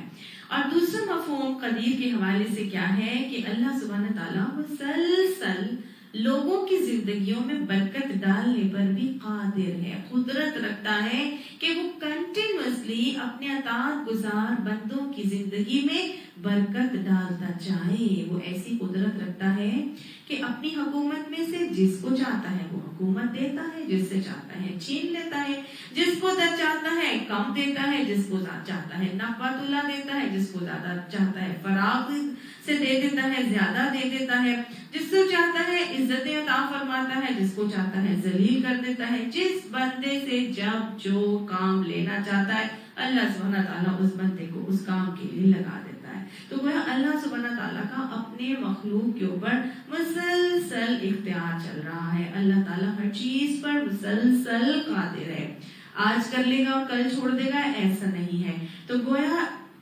یہ پہلی آیت ایک مومن کے دل کو جو فتح کرنے کے لیے، اس کو قابو کرنے کے لیے، اس کے اوپر قبضہ جمانے کے لیے، اللہ کی حاکمیت کو بٹھانے کے لیے، اس کی ہیبت اور اس کی جلالت اور اس کی قدرت کو بٹھانے کے لیے میرا خیال ہے کہ کافی ہے اگر غور سے پڑھا جائے اور سوچ سمجھ کے پڑھا جائے، اور ہر رات اسی سوچ کو اپنے دماغ میں یاد کر کے تازہ کر کے اگر سوئیں گے تو اگر کوئی دن بھر کے اوقات میں کوئی نافرمانی کا عمل بھی ہو گیا ہوگا تو انشاءاللہ اللہ سبحانہ تعالیٰ ضرور توبہ کی توفیق عطا فرما دیں گے، کیونکہ اللہ ایسے بندے کو وہ مقام دے دیتا ہے کہ جو کسی اور کو نہیں دیتا۔ ایسی اس کے اندر ایک معرفت آ جاتی ہے اللہ کی کہ بس پھر وہ اللہ کو ناراض کر ہی نہیں سکتا۔ اللہ سبحانہ تعالیٰ یہ پہچان ہمیں عطا فرمائے اور اس سورۃ ملک کا بہترین فہم، بہترین علم ہمیں عطا فرمائے۔ اب آگے اللہ سبحانہ تعالیٰ فرماتے ہیں الذی خلق الموت والحیات لیبلوکم ایکم احسن عملا، وہ ذات ہے جس نے پیدا کی یا تخلیق کیا موت کو اور حیات کو، زندگی کو۔ اللہ سبحانہ تعالیٰ نے یہاں پر پھر یہ نہیں کہا کہ اللہ خلق الموت والحیات، اللہ نے بنائی موت اور زندگی، اللہ نے نہیں بتا، اللہ نے پھر یہاں الذی ہی کا جو ہے وہ اختیار کیا ہے لفظ، اور الذی کے حوالے سے اللہ تعالیٰ نے پھر یہی کہا کہ تم جس کے ساتھ ایسوسیٹ کر رہے تھے کر کے دیکھ لو برکت کو، کیا وہ ساری چیزوں پر پیمانوں پر پورا اترتا ہے؟ ابھی بھی دیکھ لو کہ وہ جسے تم برکت ایسوسیٹ کرتے ہو کیا اس نے زندگی اور موت کو پیدا کیا ہے؟ کیا اس کی تمہارے معبودوں نے کوئی جن کو تم عبادت کرتے ہو؟ تو گویا یہ چیز یاد رکھیے گا، یہ سورت جو ہے وہ مشرکین مکہ کے اوپر اتری تھی، تو ان کو بھی جھنجھوڑا جا رہا ہے، سوچنے کی طرف مائل کیا جا رہا ہے کہ سوچو کہ کیا تمہارے معبودوں نے زندگی اور موت کو پیدا کیا ہے؟ اور اگر نہیں پیدا کیا تو جس نے پیدا کیا ہے اس کی طرف آ جاؤ، جس نے بنایا ہے زندگی اور موت کو اس کی طرف آ جاؤ۔ تو اب اللہ سبحانہ تعالیٰ کی طرف بیسیکلی مسلمان کو پتا ہے کہ یہ الذی کس کی طرف راجع ہے؟ اللہ کی طرف راجع ہے۔ اللہ سبحانہ تعالیٰ فرماتا ہے اللہ وہ ذات ہے جس نے خلق الموت والحیات، اس نے موت کو بھی بنایا اور اس نے زندگی کو بھی بنایا۔ تو پہلی بات تو یہ پتہ چل رہی ہے کہ اللہ کی دونوں تخلیق ہے، موت بھی اللہ کی تخلیق ہے اور زندگی بھی اللہ کی تخلیق ہے، یہ دونوں مخلوقات ہیں۔ اللہ نے موت کو بھی مخلوق بنایا ہے۔ موت مومن کے لیے کیا چیز ہوتی ہے؟ ہماری زندگی کا ایک دوسرا فیز ہوتا ہے۔ کافر کے لیے یہ موت دی اینڈ ہوتا ہے بیسیکلی کہ بس ختم، اس کے بعد اب کچھ نہیں ہے، لیکن مومن کے لیے موت ہماری زندگی کا ایک دوسرا فیز ہے۔ اللہ نے یہاں پہ موت کو پہلے لے کر آیا ہے کہ اللہ نے کیا کیا، خلق الموت والحیات، پہلے موت کو تخلیق کیا پھر جو ہے زندگی کو تخلیق کیا. تو پہلے موت اور بعد میں زندگی کیسے ہے؟ تو اس کا جواب اللہ تعالیٰ نے سورہ بقرہ میں شروع میں فرمایا ہے کہ کیف تکفرون باللہ کنتم امواتا فاحیاکم، تم اللہ سے کفر کیسے کر سکتے ہو، تم تو مردہ تھے، اللہ نے پھر تمہیں زندگی دی، ثم یمیتکم، پھر اللہ تمہیں موت دیتا ہے، ثم یحییکم، پھر وہ تمہیں زندہ کرے گا، ثم الیہ ترجعون، پھر اسی کی طرف تم پلٹائے جاؤ گے. تو یہ 5 phases of life، 5 ادوار زندگی اللہ تعالیٰ ہمیں سورہ بقرہ میں بتاتے ہیں، جس میں کیا ہے، کنتم امواتن، تم موت کی حالت میں تھے، پھر اللہ تعالیٰ نے تمہیں زندگی عطا فرمائی. تو بیسیکلی موت کہتے کس کو ہیں، اس کو سمجھ لیجئے. موت کہتے ہیں کہ جب انسان کے جسم کے اندر سے روح علیحدہ کر دی جاتی ہے تو اس حالت کو موت کہا جاتا ہے. اور روح کو جب جسم کے ساتھ جوڑ دیا جائے، ملا دیا جائے، تو اس کو حالت زندگی کہا جاتا ہے. ٹھیک ہے، تو ہم موت کی حالت میں تھے، گویا ہمارے جسم اور روح علیحدہ علیحدہ تھی. یہ وہ ٹائم تھا کنتم امواتن کا کہ جس وقت انسان عالم ارواح میں تھا. اللہ نے تمام ارواح کو تخلیق کر لیا تھا، لیکن ابھی ان کو اجسام عطا نہیں کیے گئے تھے. پھر اللہ تعالیٰ نے ان کو اجسام عطا فرمائے. روحوں سے اللہ تعالیٰ نے وعدہ لیا تھا، جس کو وعدہ اللہ سے کہا جاتا ہے. اس کو ہم پڑھ چکے ہیں سورہ اعراف کے اندر. اللہ تعالیٰ نے ہمیں بتایا تھا کہ ہم نے جو ہے سب کو بنی آدم کو جمع کیا اور ہم نے ان سے وعدہ لیا تھا، وعدہ اللہ کے الستو بربکم قالوا بلا شہیدنا. کہ سب نے کیا کہا تھا کہ اللہ نے پوچھا تھا کہ میں تمہارا رب نہیں ہوں، تو سب نے کیا کہا تھا، ہاں آپ ہمارے رب ہیں، ہم اس کی گواہی دیتے. تو گویا اللہ تعالیٰ نے اپنی فطرت، انسان کی فطرت کے اندر اپنی پہچان رکھ دی تھی یہ وعدہ اللہ کا معاملہ کروا کے، کہ کہیں تم بعد میں یہ نہ کہنے لگ جانا کہ ہم تو اللہ کو جانتے ہی نہیں تھے. تو یہ موت کی حالت ہے. تو بنی آدم موت کی حالت میں تھے کہ کنتم امواتن، پھر کیا ہوا، فاحیاکم، اللہ نے ہمیں زندگی عطا فرمائی. اللہ نے زندگی عطا فرما کے دنیا میں انسان کو بھیجا. ثم یمیتکم، پھر یہاں ہمیں موت آتی ہے اور ہم دیکھتے ہیں انسان مرتا ہے، اس کی روح اس کے جسم سے علیحدہ ہو جاتی ہے. ثم یحییکم، پھر اللہ پھر جب کہ قبر میں دفنائے جانے کے بعد جب قیامت آئے گی تو یحییکم کا معاملہ ہوگا کہ انہی جسموں میں اللہ تعالیٰ روحوں کو دوبارہ ڈال دیں گے. ثم الیہ ترجعون، اور پھر سب کے سب جب قبریں پھٹیں گی تو سب اللہ کے حضور جمع ہو جائیں گے، حاضر ہو جائیں گے اور پلٹائے جائیں گے. تو اسی بات کو یہاں پر اللہ نے بتایا کہ الذی خلق الموت، پہلے اللہ نے موت کو تخلیق کیا. تو آپ صلی اللہ علیہ وسلم بھی اس کے حوالے سے حدیث میں فرماتے ہیں، آپ نے فرمایا کہ بنی آدم موت کی حالت میں تھے، اللہ نے دنیا کو حیات کا گھر بنا دیا اور موت کا. یعنی دنیا کیا ہے، حیات کا گھر ہے اور پھر موت کا، یعنی زندہ ہو کے انسان آتا ہے اور پھر موت واقع ہوتی ہے. اور آخرت کو اللہ نے جزا اور بقا کا گھر بنا دیا. گویا آخرت میں جزا کا معاملہ ہوگا اور پھر باقی رہنے والا وہ ٹائم ہوگا، پھر اس کو ختم نہیں ہوگا. تو گویا یہاں پہ اب ہمیں یہ 2 فیزز سمجھ میں آ رہے ہیں کہ دنیا میں 2 چیزیں ہوتی ہیں، حیات اور موت، اور پھر آخرت میں جزا اور بقا کا معاملہ ہوگا. تو جو مفسرین ہیں اس حوالے سے ہمیں ایک تو یہ بتاتے ہیں کہ اللہ نے موت کو پہلے تخلیق کیا تھا، ایک چیز. دوسری چیز یہ ہے کہ اللہ تعالیٰ نے انسان کو مٹی سے بنایا ہے. تو مفسرین کچھ اس حوالے سے یہ بھی فرماتے ہیں کہ اللہ نے چونکہ انسان کو مٹی سے بنایا ہے، اور مٹی انسان کو لائف لیس نظر آتی ہے، اس کے اندر روح تو نظر نہیں آتی نا. مٹی کا اگر آپ ایک پتلا بنا دیں تو وہ تو بے جان ہوتا ہے. تو بظاہر مٹی دیکھنے میں بے جان ہوتی ہے، اور پھر اللہ سبحانہ تعالیٰ اس کے اندر روح پھونک کر اللہ تعالیٰ نے آدم کو تخلیق کیا، تو زندگی عطا فرمائی. تو گویا پہلے وہ کیا تھا، موت میں کی حالت میں تھا، پھر جب اللہ نے روح پھونکی تو اس کو زندگی عطا فرمائی.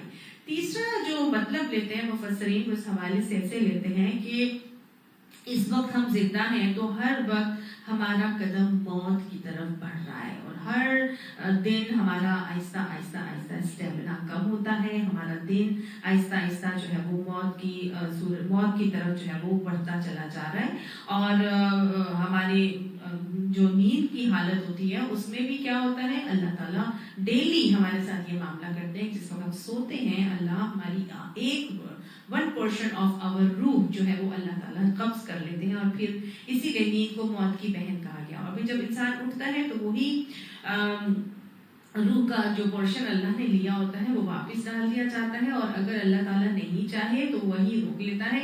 वैसे एक धागे से इंसान की जिंदगी जो है वो उस रूह के साथ बंधी होती है। अल्लाह चाहता है तो उस रूह को उसमें पलटाता है, और अगर ना चाहे तो वहीं पे खींच लेता है, और दूसरी भी फिर अल्लाह ले लेता है। और इंसान के सोते सोते में भी मौत जो है वो वाक़या हो सकती है। कोई रात के वक्त भी मर जाता है, और कोई जो है वो किसी वक्त भी सोते सोते अल्लाह के पास जा सकता है।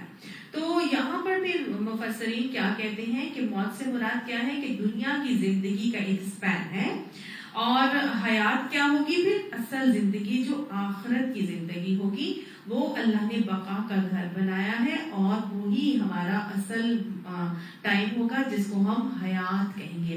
ये मौत का एक पीरियड है, और इसको यानी कि जो तीसरा जो मुफस्सरीन बयान करते हैं वो ये बयान करते हैं कि ये जो दुनिया का फेज है ये क्या है, मौत का फेज है, और असल जिंदगी हमारी आखिरत की जिंदगी है, और हमें उसी के लिए अमल करना है। वो स्पैन कभी भी खत्म नहीं होगा। तो आपको समझ में आ रही है ना? तो मुख्तलिफ ये मैंने आपको आरा रखी हैं जो हमें मुफस्सरीन बताते हैं। तो ये मौत से मुराद, अब थर्ड वन क्या बताया उन्होंने? पहला आपको मैंने बताया था कि अल्लाह ने मौत को पहले तख्लीक किया था, जो वादे अलस के हवाले से मैंने आपको कुतुब अम्वात के जरिए से एक्सप्लेन किया था। दूसरा क्या बताया कि जिंदगी जो है वो इंसान को चूंकि अल्लाह ने मट्टी से बनाया, और मट्टी बेसिकली बेजान होती है, नजर आती है, और उसके बाद अल्लाह उसमें फिर क्या करते हैं, हयात डालते हैं और जान डाल के उसको जिंदगी अता फरमाते हैं। इसलिए पहले खलकल मौत आता है, बाद में हयात आता है। और तीसरा जो कॉन्सेप्ट वो देते हैं मुफस्सरीन, वो क्या देते हैं कि मौत से मुराद जो है वो दुनिया की जिंदगी है, और आप क्योंकि ये आहिस्ता आहिस्ता डेली ये दिन कम होता जा रहा है, और हम मौत की तरफ बढ़ते चले जा रहे हैं। और हयात से मुराद अबदी जिंदगी है, आखिरत की जिंदगी है, जिसका लाइफ स्पैन कभी भी खत्म नहीं होगा। तो बाद वाली जिंदगी को उन्होंने हयात कहा, और दुनिया की जिंदगी को क्या कहा, मौत कहा।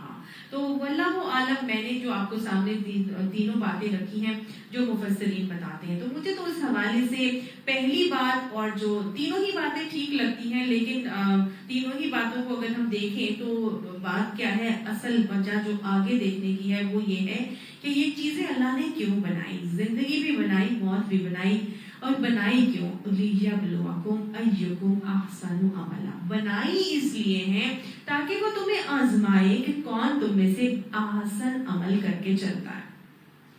तो गोया आजमाइश की जा रही, अल्लाह ताला लियब्लुवकुम का मामला कर रहा है, इम्तिहान गाह में हम भेजे गए। दुनिया एक दारुल इम्तिहान है, एक एग्जामिनेशन हॉल है। इसमें अल्लाह सुब्हानहू तआला ने हर इंसान को आजमाना है। किसी को दे के आजमाएगा, किसी को किसी से लेके आजमाएगा, किसी को ना देकर आजमाएगा, और किसी को देने के बाद लेकर, या किसी को ना देने के बाद देकर आजमाएगा। तो गोया नेमतों का मिलना भी आजमाइश है, नेमतों का छिनना भी आजमाइश है, खुशी में भी आजमाइश है, गमी में भी आजमाइश है। ये सारे इम्तिहान के पर्चे हैं, ये सारी राहतें दुनिया की, ये जीनतुल हयातुद दुनिया, ये मरगूबातें नफ्स, ये क्या है, ये हमारी जिंदगी के असाइनमेंट्स हैं, ये इम्तिहान के पर्चे हैं।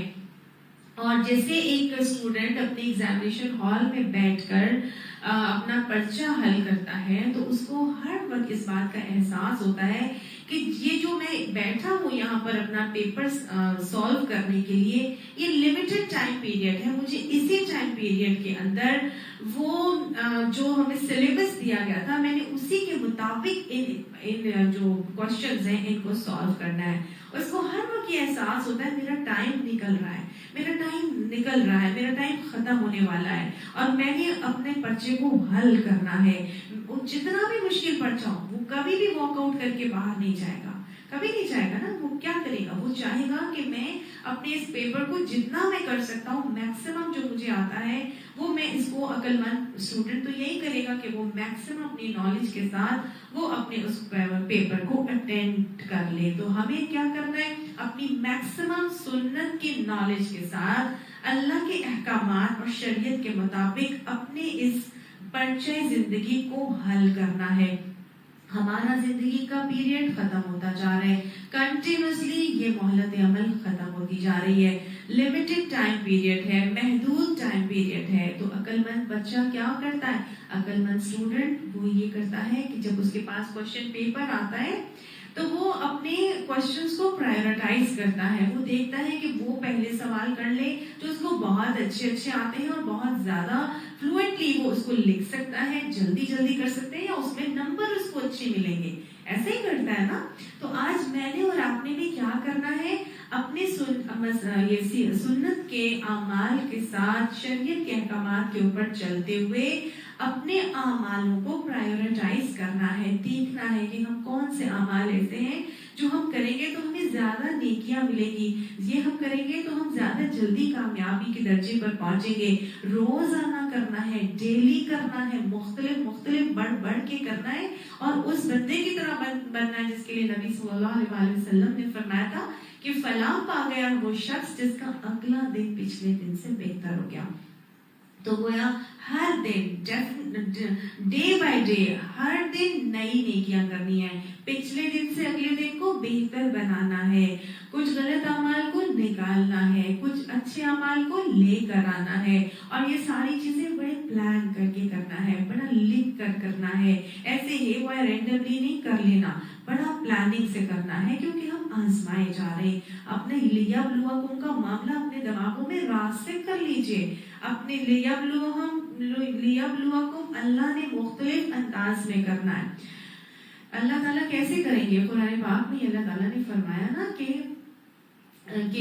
तुम समझते हो कि तुम यूं ही छोड़ दिए जाओगे, तुम्हें तो अल्लाह ताला ने अभी आजमाया ही नहीं। फिर अल्लाह ताला ने फरमाया था वलनबलुवन्नकुम, हम तुम्हें जरूर आजमाएंगे, बिशैइन मिनल खौफ वल जू व नक्स मिनल अम्वाल वल अनफुसी वस्समरात, कि हम तुम्हें इन 5 चीजों से, भूख से, खौफ से, जान की कमी, माल की कमी और नताइज की कमी से, समरात की कमी से, फलों की कमी से आजमाएंगे।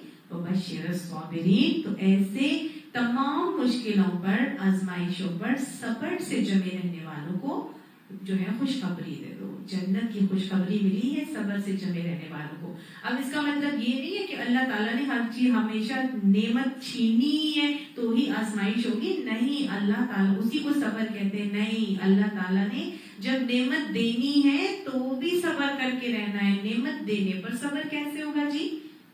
जब नेमतों से इंसान नवाजा जाता है तो सब्र ये है कि आपे में रहें, फख्र से फूल ना जाएं, अकड़ ना जाएं, तकब्बुर करके घुमंड करने ना लग जाएं, आपकी जो है वो गर्दन में सरिया ना आ जाए, कमर में सरिया ना आ जाए, आपकी चाल में अकड़, जबान में अकड़, आंखों में अकड़ ना आ जाए, आप लोगों को की तहकीर ना करना शुरू हो जाए। अगर अल्लाह ने आपको मुख्तलिफ नेमतों से नवाज दिया है, माला माल कर दिया है, तो सब्र करके अपने आप को आपे में रखना है। रब्बी औज़िअनी अन अशकुरा निअमतकल्लती अनअमत अलैया व अला वालिदैया। याद कर लीजिए, हज़रत सुलेमान अलैहिस्सलाम ने यही दुआ की थी जब उनको बहुत नेमतें पे नेमतें मिलती गई, तो उन्होंने जब चींटियों की आवाजें बातें करते हुए सुनी थी तो क्या अल्लाह से दुआ की थी कि अल्लाह तो मुझे काबू में रखो, मुझे आपे में रख के मैं तेरी उन नेमतों का शुक्र अदा करूं जो तूने मुझे अता फरमाई और मेरे वालिदैन को अता फरमाई। वो आमल सालिहन तर्दाहु, और मैं नेक अमल ऐसे करूं जिनसे तू राजी हो जाए। तो ये है सब्र से जमा के रखना अपने आप को नेमतों के मिलने के ऊपर भी, कि काबू में रखना, और फिर भी उन नेमतों के साथ नेक अमल पर जारी और सारी रहना, और उन्हीं नेमतों को अल्लाह की राह में लगाए चले जाना। तो समझ में आ रहा है आपको कि भी क्या करना है? अल्लाह ने जो आजमाइशें हमें दी हैं उसमें अल्लाह ने देखना है अय्युकुम अहसनु अमला, तुम में से कौन आसन अमल करता है।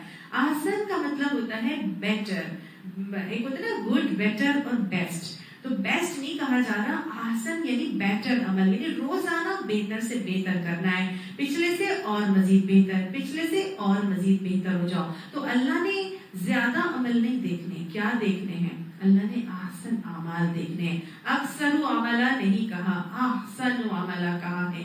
कसीर हो या कलील हो, होने आसन चाहिए। हर दिन जब हम सिराते मुस्तकीम पर आ जाएंगे, चल रहे होंगे, तो आ तो गए ना सिराते मुस्तकीम पर, अगर पीछे भी है तो कोई बात नहीं, आहिस्ता आहिस्ता चल रहे हैं तो भी काम कोई बात नहीं, मंजिल तो जन्नत ही है ना, जाएंगे तो इंशाल्लाह जन्नत में ही ना। कोई तेजी से निकल जाते हैं, कोई आहिस्ता आहिस्ता जाते हैं। असल चीज क्या है?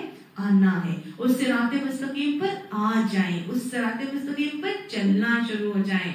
अक्सर अमाल नहीं देखने, याद रखिएगा अल्लाह ने क्वांटिटी तो देखनी नहीं है, क्वालिटी देखनी है। अल्लाह हमें आसन अमाल करने की तौफीक अता फरमाए। और आसन अमाल हसीन अमाल को कहा जाता है।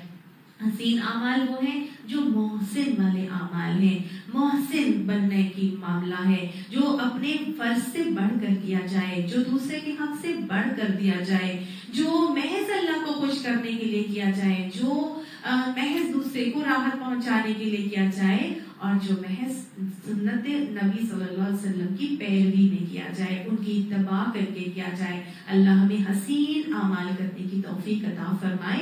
वहुवल अजीजुल गफूर, और वो अजीज भी है और अल गफूर भी है। अल्लाह ने अपनी दो सिफात का तज़किरा किया कि मैं कैसा हूँ, बहुत अजीज हूँ और बहुत गफूर हूँ। अजीज किसको कहते हैं? अल्लाह के नाम है अल अजीज। इसके दो मतलब हैं। एक तो ये है कि पूरी की पूरी कुव्वत, ताकत, अथॉरिटी किसके पास है? अल्लाह के पास है। वो अपनी कुव्वत में बहुत जबरदस्त है, उसकी ताकत में वो बहुत जबरदस्त है। और दूसरा इसका जो मानी आता है वो आता है वो बहुत इज्जत वाला है, वो अजीज इज्जत वाला है, उसकी रिस्पेक्ट ही बहुत ज्यादा है। पूरी दुनिया में करम वाला ही, इज्जत वाला, रिस्पेक्ट वाला नोबल कौन है? अल्लाह सुब्हानहू ताला है। तो गोया अल्लाह ने यहाँ अपनी दो सिफात का तज़किरा करके मोमिन को एक अल अजीज के हवाले से ये सिखाया है कि इंसानों में वो जिसको चाहता है कुव्वत देता है, जिसको चाहता है वो इज्जत देता है। दुनियावी एतबार से अगर हम देखें तो जो कुव्वत वाला होता है उसके पास जरूरी नहीं होती कि इज्जत भी हो। अमूमी तौर से कुव्वत वाले लोगों को, जिनके पास बहुत ज्यादा कुव्वत, ताकत होती है, उनको लोग पसंद नहीं करते। अमूमी तौर पर ऐसा ही होता है। और जो बहुत मुअज़्ज़िज़ होते हैं, अजीज इज्जत वाले होते हैं, उनके पास इतनी कुव्वत और इख्तियार नहीं होता। ऐसा है ना? तो अल्लाह ताला के पास तो ये दोनों चीजें हैं, ये दोनों चीजों का मुरक्कब है। अल्लाह अजीज यानी कुव्वत भी रखता है, इख्तिदार भी रखता है। तो जो लोग अल्लाह से अपने आप को जोड़ लेते हैं, जो लोग अपनी जिंदगी में अल्लाह की अताअत के ऊपर आ जाते हैं, अल्लाह सुब्हानहू ताला अपनी इज्जत, अपनी इस सिफात के एट्रीब्यूट्स में से कुछ हिस्सा उसको भी अता फरमाता है। उस शख्स के अंदर फिर ये दोनों ही चीजें नजर आना शुरू हो जाती हैं। उसके पास कुव्वत भी आ जाती है और लोग उसको इज्जत और एहतराम की निगाह से भी देखने लग जाते हैं।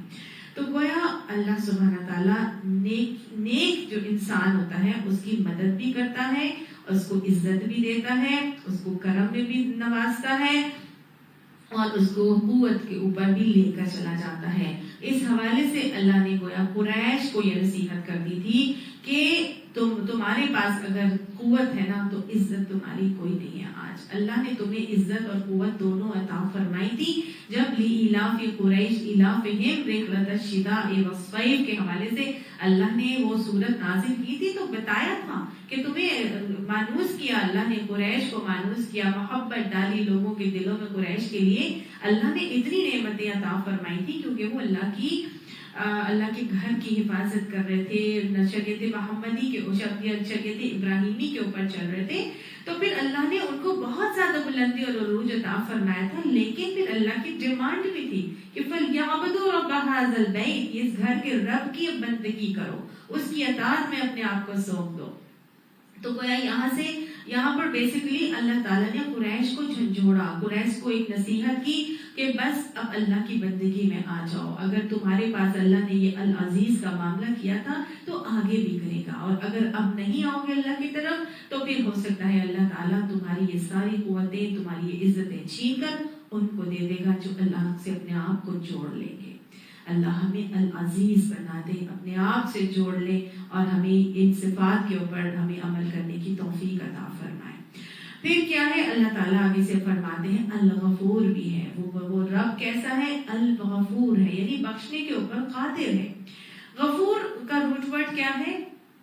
गफरा से निकला है, और गफरा का मतलब होता है ढांपने वाला, यानी कि ढांप देने वाला। तो गाफिर कौन है? जो ढांप देता है। गाफिर, गफार, गफूर, ये सब अल्लाह ताला की सिफात हैं। तो हर वो शख्स जो नातिम होकर बुराई से बाज आता है, बुराई से बाज आकर अल्लाह से माफी तलब कर लेता है। पहले वो बुराई करता है, बुराई करने के बाद वो नादिम होता है, फिर अल्लाह के पास आके माफी मांग लेता है, तो अल्लाह सुब्हानहू तआला उसके सारे गुनाहों के लिए क्या हो जाता है?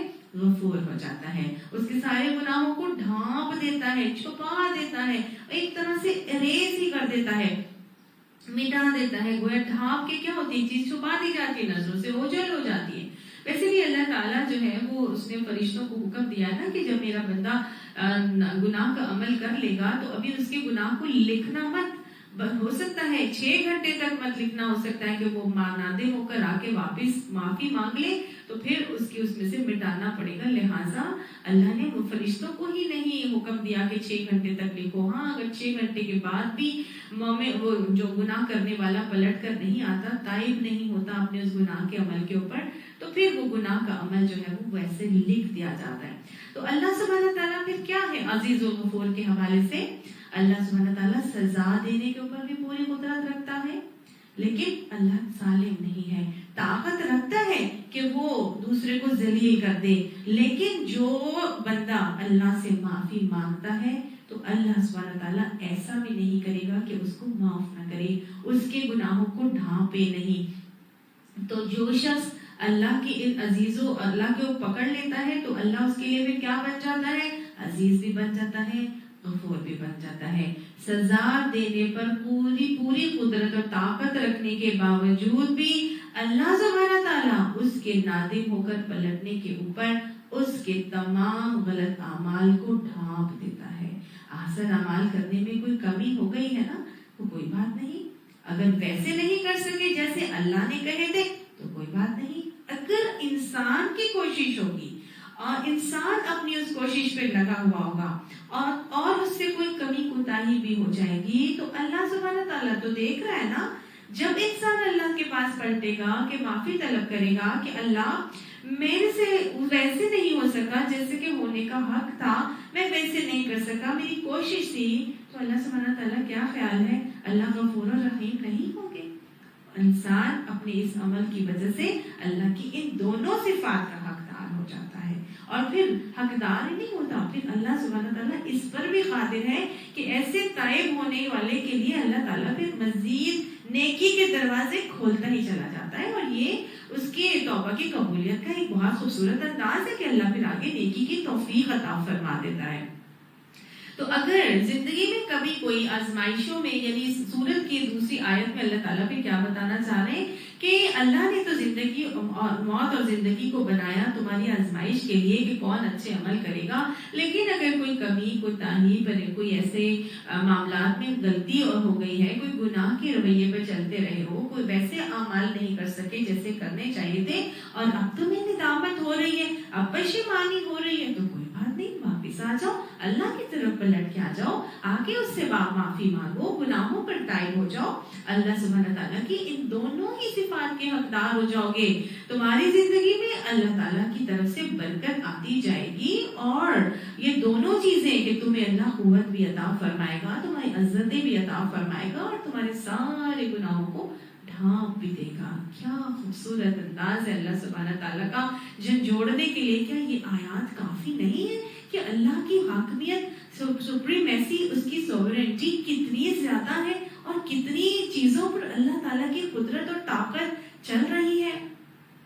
आगे अल्लाह सुब्हानहू तआला फरमाते हैं, अल्लज़ी खलक़ सबअ समावातिन तिबाक़ा, वो जात है जिसने तख्लीक किया आसमान को, 7 आसमानों को तिबाक़ा करके, यानी अल्लाह ताला ने तख्लीक किया 7 आसमानों को तबक की सूरत में, तिबाक़ा।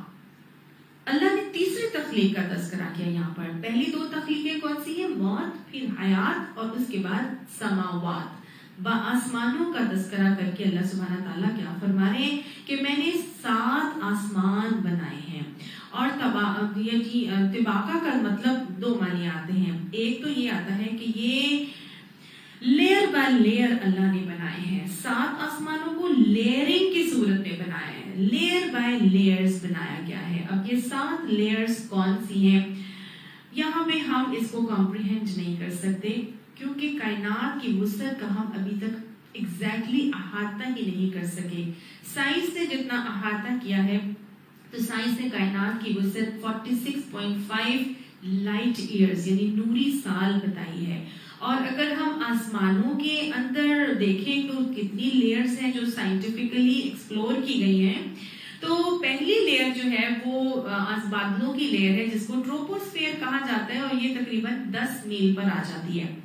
दूसरी लेयर जो है उसको स्ट्रेटोस्फेयर कहा जाता है, वो वहां पे ओजोन की लेयर है, और वहां पे बेसिकली एरोप्लेन्स जो है वो फ्लाई करते हैं, उड़ते हैं। ये उसके ऊपर 20 मील के फासले पर मौजूद है। जो तीसरी लेयर है वो उसके ऊपर मजीद 20 मील के फासले पर है, तो वो उसका नाम आता है मीजोस्फेयर। वहां पे मीटोराइट्स वगैरह, शहाब साकिब जो हम पढ़ते हैं, वो वहां पर फेंके जाते हैं, शूटिंग स्टार्स वगैरह।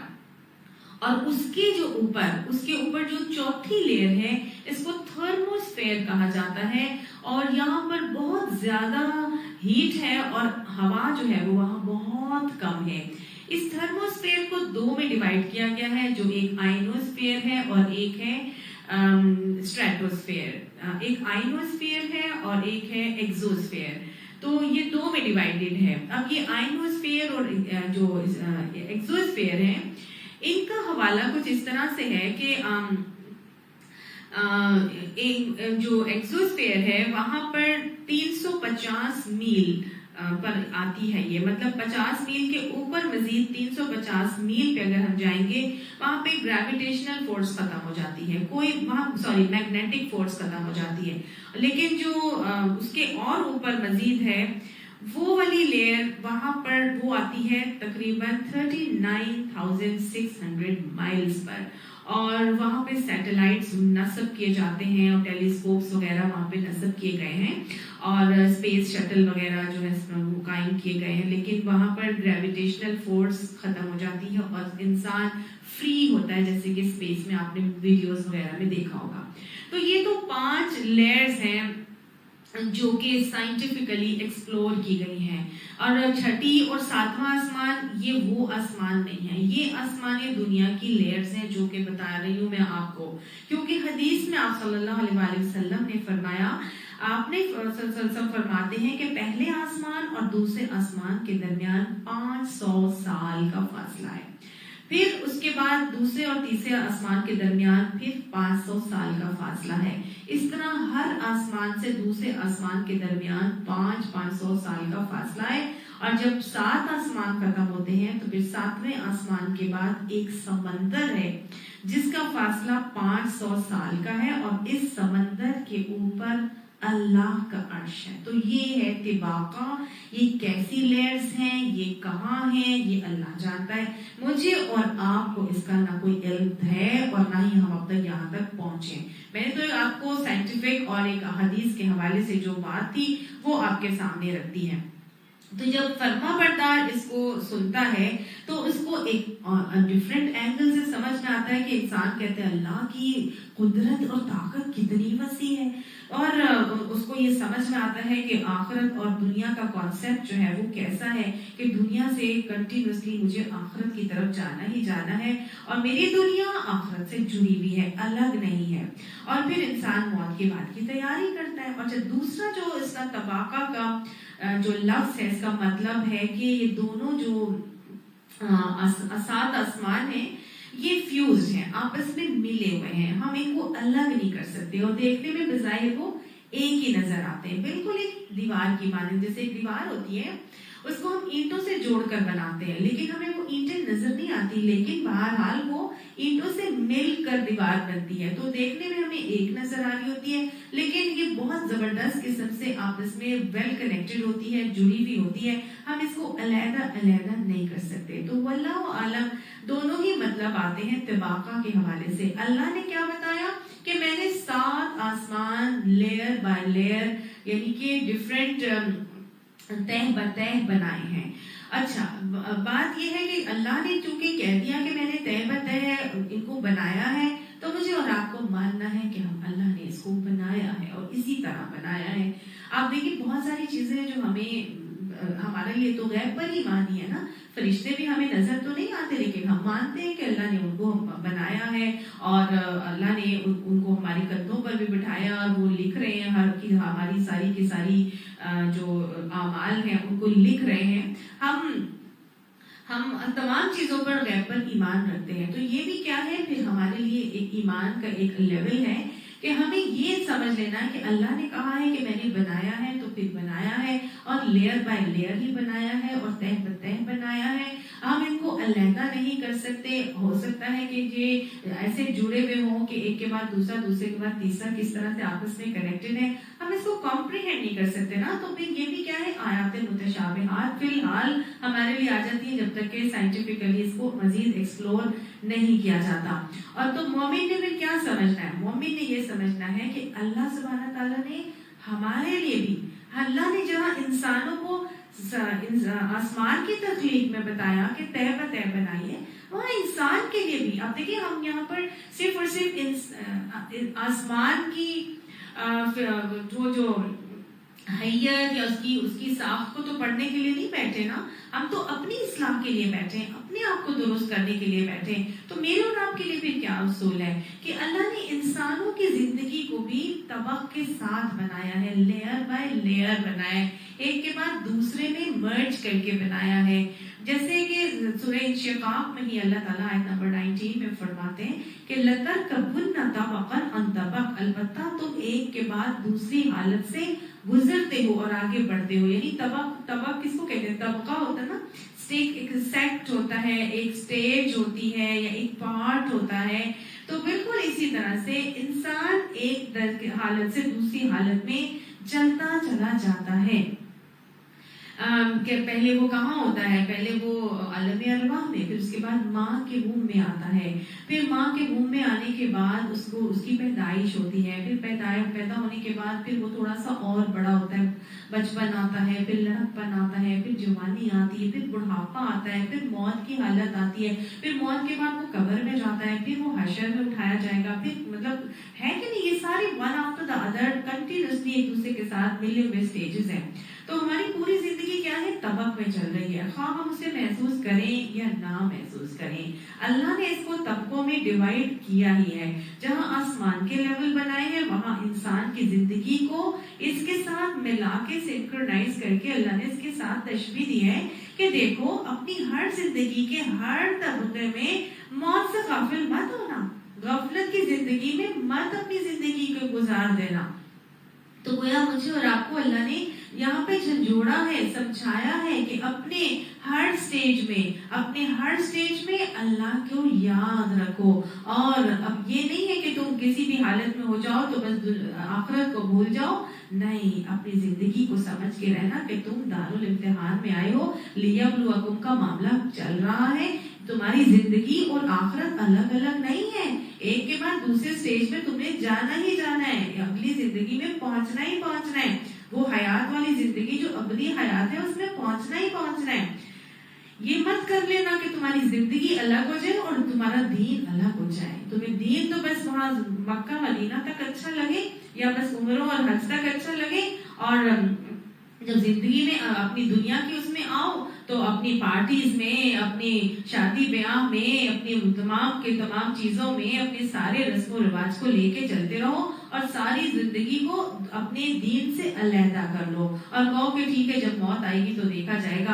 काफिर और मोमिन की जिंदगी के में बिल्कुल डिफरेंट मामलात होते हैं। काफिर दीन को अलग रख के चलता है, जिंदगी को अलग रख के चलता है। मोमिन इन दोनों को मिला के चलता है। उसको उसके लिए इस तबाका के हवाले से उसके लिए बड़ा सबक मौजूद है कि वो हर चीज इंटरकनेक्टेड है। ये मौत भी अपनी जिंदगी से इंटरकनेक्टेड होगी। अल्लाह ने जितनी भी कायनात बनाई है, जितना भी निजाम बनाया है, हर जगह हर चीज, अल्लाह की हर तकलीफ, हर फिनोमेना हमें بے شمار سبق اور اصول دیتا ہوا نظر آتا ہے. تو کہاں گویا یہاں پر بھی کیا چیز ہے؟ انسان نے سمجھنا ہے کہ اللہ سبحانہ تعالیٰ نے جو آسمان لیئر بائی لیئر بنائے ہیں، تو پھر مجھے اپنی ایک لیئر سے دوسرے لیئر میں جانے میں ہمیں یاد رکھنا ہے کہ ہمیں آخرت میں بھی پہنچنا ہے، اور ہماری زندگی کا ہر عمل میں آخرت کے ساتھ ہی لنکڈ ہونا چاہیے. قرآن میں آتا ہے نا کہ جو صرف دنیا کی زندگی، دنیا لوگوں میں کو من الناس من یقول ربنا اننا آمنا، کہ لوگوں میں کوئی ایسا ہے جو کیا دعا کرتا ہے؟ ربنا آتنا فی الدنیا حسنہ، جو کہتا ہے کہ صرف اللہ مجھے دنیا کی بھلائیاں دے دے، وما لہ فی الآخرۃ من خلاق، آخرت میں پھر اس کے لیے کوئی بھی حصہ نہیں ہے. تو صرف دنیا ہی مانگتے مت چلنا، بس آخرت کی نیت سے معاملات کرنا، کیونکہ جو مانگتا ہے کہ ربنا آتنا فی الدنیا حسنہ وفی الآخرۃ حسنہ وقنا عذاب النار، تو جو دنیا بھی مانگتا ہے، آخرت بھی مانگتا ہے، اور دوسروں کی عذاب سے بھی بچنا چاہتا ہے، پھر اللہ سبحانہ تعالیٰ ایسے تمام لوگوں کے اعمال کی اصلاح بھی کرتا ہے، اور وہ آخرت کی جہنم سے بچنے کے لیے دنیا کے اپنے اعمال کی اصلاح کر کے چلتے ہیں. اللہ ہمیں انہی لوگوں میں شامل کر دے. اب اللہ نے یہاں پر آسمان کی تخلیق کے اوپر غور و فکر کی دعوت دے کے انسان کو جھنجھوڑا کہ انسان اپنی تخلیق پر بھی غور کرے. ما تری فی خلق الرحمن من تفاوت، نہیں دیکھتے تم رحمان کی تخلیق میں کوئی بھی بگاڑ یا فلا یا بے ربطی.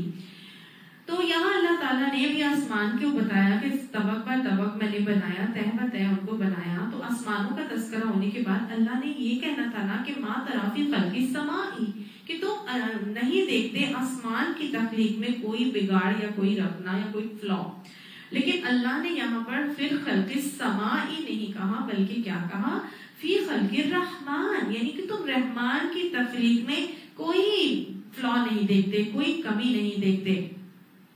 گویا اللہ نے یہاں پر جنرلائز کر دیا ہے، اللہ نے ہر ہی تخلیق کو شامل کر دیا ہے. صرف اور صرف آسمان کی تخلیق نہیں، کوئی بھی تخلیق اٹھا لو اللہ کی. زندگی میں جتنی چیزیں تمہیں معلوم ہے، جو تخلیق اللہ کی اٹھا کے دیکھنا چاہتے ہو دیکھ لو. کسی تخلیق میں جو اللہ نے بنائی ہے، رحمان نے بنائی ہے، اس میں تمہیں کہیں کوئی کمی نظر نہیں آئے گی. کوئی فلا، کوئی ٹیڑھ، کوئی بگاڑ تمہیں نظر نہیں آئے گا. اور اللہ نے یہاں پر یہ بتایا، یہ بھی اللہ کا ایک آیت کا ٹکڑا یہ چیلنج کر رہا ہے کہ اللہ کی تخلیق میں کوئی بگاڑ نظر نہیں آئے گا. ایک چیلنج ایک تو یہاں پہ نظر آ رہا ہے. دوسری بات یہ کہ اللہ نے یہاں پر اپنی صفت کیا بتائی ہے؟ رحمان. اللہ نے رحمان کی صفت بتائی ہے. اللہ سبحانہ تعالیٰ نے رحمان کا جو مادہ میں ہم نے آپ کو پڑھا تھا نا، کیا تھا؟ رحمیم. اللہ نے رحم کے مادے سے رحمان کا لفظ نکالا کہ رحم رحمان سے مشتق ہے.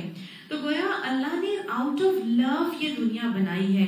اللہ نے یہاں پر یہ بتا دیا ہے کہ یہ جو دنیا میں نے تخلیق کی ہے، یہ کوئی ایسی بس بیکار میں نہیں بنا دی، یہ بہت بہترین بنائی ہے، اور تم اس میں کہیں کوئی کمی نہیں دیکھو گے، کہیں کوئی بگاڑ، کہیں کوئی فلا نہیں دیکھو گے. میں بہت محبت کرنے والا ہوں، تمہاری ایک ایک بندے کو بھی میں بہت محبت سے بناتا ہوں، بہت ہی پیار سے بناتا ہوں. اور تمہیں جس طرح میں نے بنایا ہے، تمہیں بھی میں نے پوری محبت کے ساتھ نک سکھ سے درست کر کے بنایا ہے. تمہیں کوئی تمہارے اندر بگاڑ تمہیں نظر نہیں آ سکے گا. تو گویا اللہ تعالیٰ نے یہاں پہ اپنی پھر اتھارٹی بتائی کہ دیکھو اللہ سبحانہ تعالیٰ نے بہت محبت کے ساتھ تمہیں بنایا ہے، وہ رحمان ہے، وہ تمہارے ساتھ کسی کمی میں کوئی کمی کا معاملہ نہیں کرے گا. تمہاری تخلیق میں تم اپنی تخلیق پہ بھی غور کر کے دیکھ لو. آپ دیکھیں چھوٹی سے چھوٹی مخلوق، حقیر سے حقیر مخلوق، مچھر، مکھی، کوئی چیونٹی، کچھ بھی اٹھا کے دیکھ لیں. ایک ہلکا سا وائرس جو آج کل آیا ہوا ہے، آپ اس کو بھی اٹھا کے دیکھ لیں. اتنا حقیر کہ ہمیں نظر نہیں آتا، پوری دنیا میں ہلچل مچا دی ہے. اور کیسا اس نے بگاڑ پیدا کیا ہے. اور اللہ کی قدرت ہے نا, اللہ کا شاہکار ہے. اللہ کہتا ہے کہیں تمہیں کوئی فلا, کوئی کمی نظر نہیں آئے گی, وہ رحمان ہے. اللہ مجھے اور آپ کو ختم نہیں کرنا چاہتا, وہ ہمیں ایک بابرکت زندگی دینا چاہتا ہے, ہمیں ایک خیر والی انلمیٹڈ لامحدود زندگی دینا چاہتا ہے.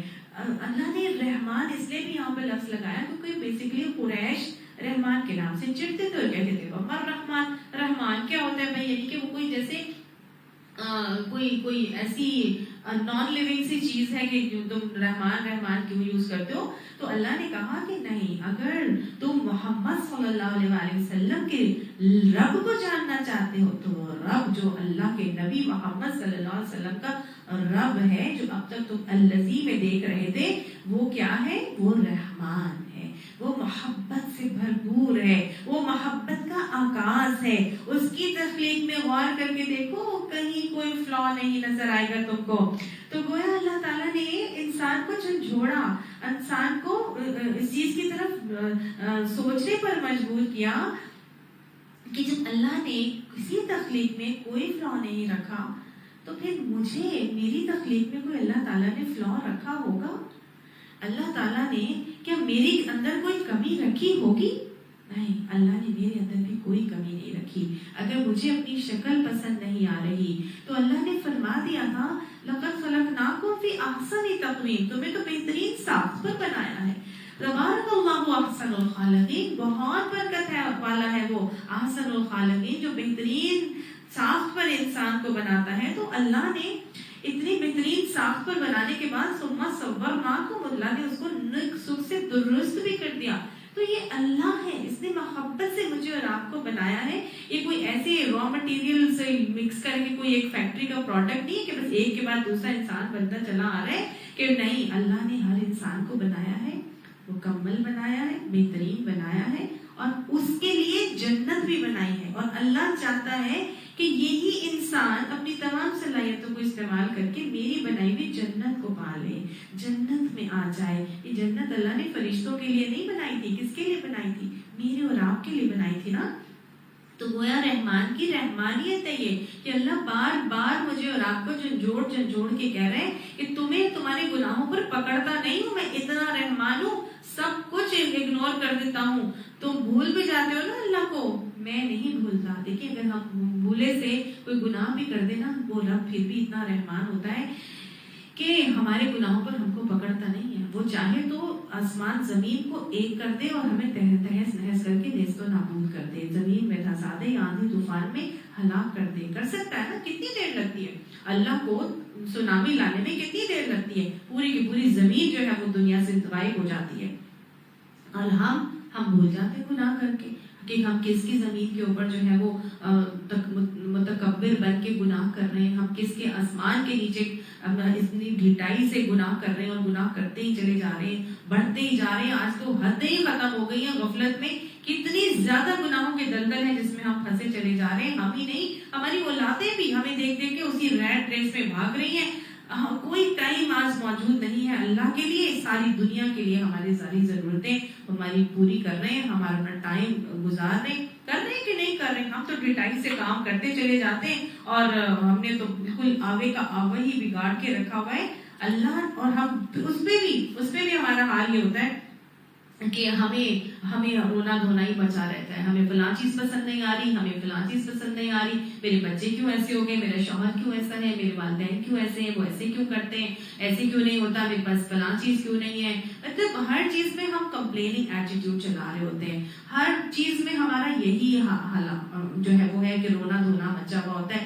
اللہ کے فیصلے ہمیں اپنے حق میں پرفیکٹ نظر ہی نہیں آتے ہیں کہ نہیں. ہم ایسے ہی ہیں, جو اللہ نے ہمیں دے دیا ہم اس پر ناراض ہیں, ہم راضی نہیں ہیں. اللہ کہتا ہے ما ترى في خلق الرحمن من تفاوت, اللہ کی تخلیق میں, رحمان کی تخلیق میں تم کوئی کمی نہیں لے کر آؤ گے, کوئی کمی نہیں دیکھو گے, کہیں تمہیں کوئی کمی نہیں نظر آئے گی. غور کریں تو واقعی میں نہیں سمجھ میں آتا تو اعتماد کریں, اللہ کے ہر فیصلے میں میرے اور آپ کے لیے کوئی نہ کوئی حکمت ضرور پوشیدہ ہے. حکمت نہیں سمجھ میں آ رہی تو یہ مطلب نہیں ہے کہ ہمارے لیے اس میں کوئی چیز یا خیر نہیں ہے. اللہ سبحانہ تعالیٰ العلیم بھی ہے، الحکیم بھی ہے، الودود بھی ہے۔ اللہ نے ہمیں جہاں رکھا ہے ٹھیک رکھا ہے، جیسا بنایا ہے ٹھیک بنایا ہے، پرفیکٹ بنایا ہے۔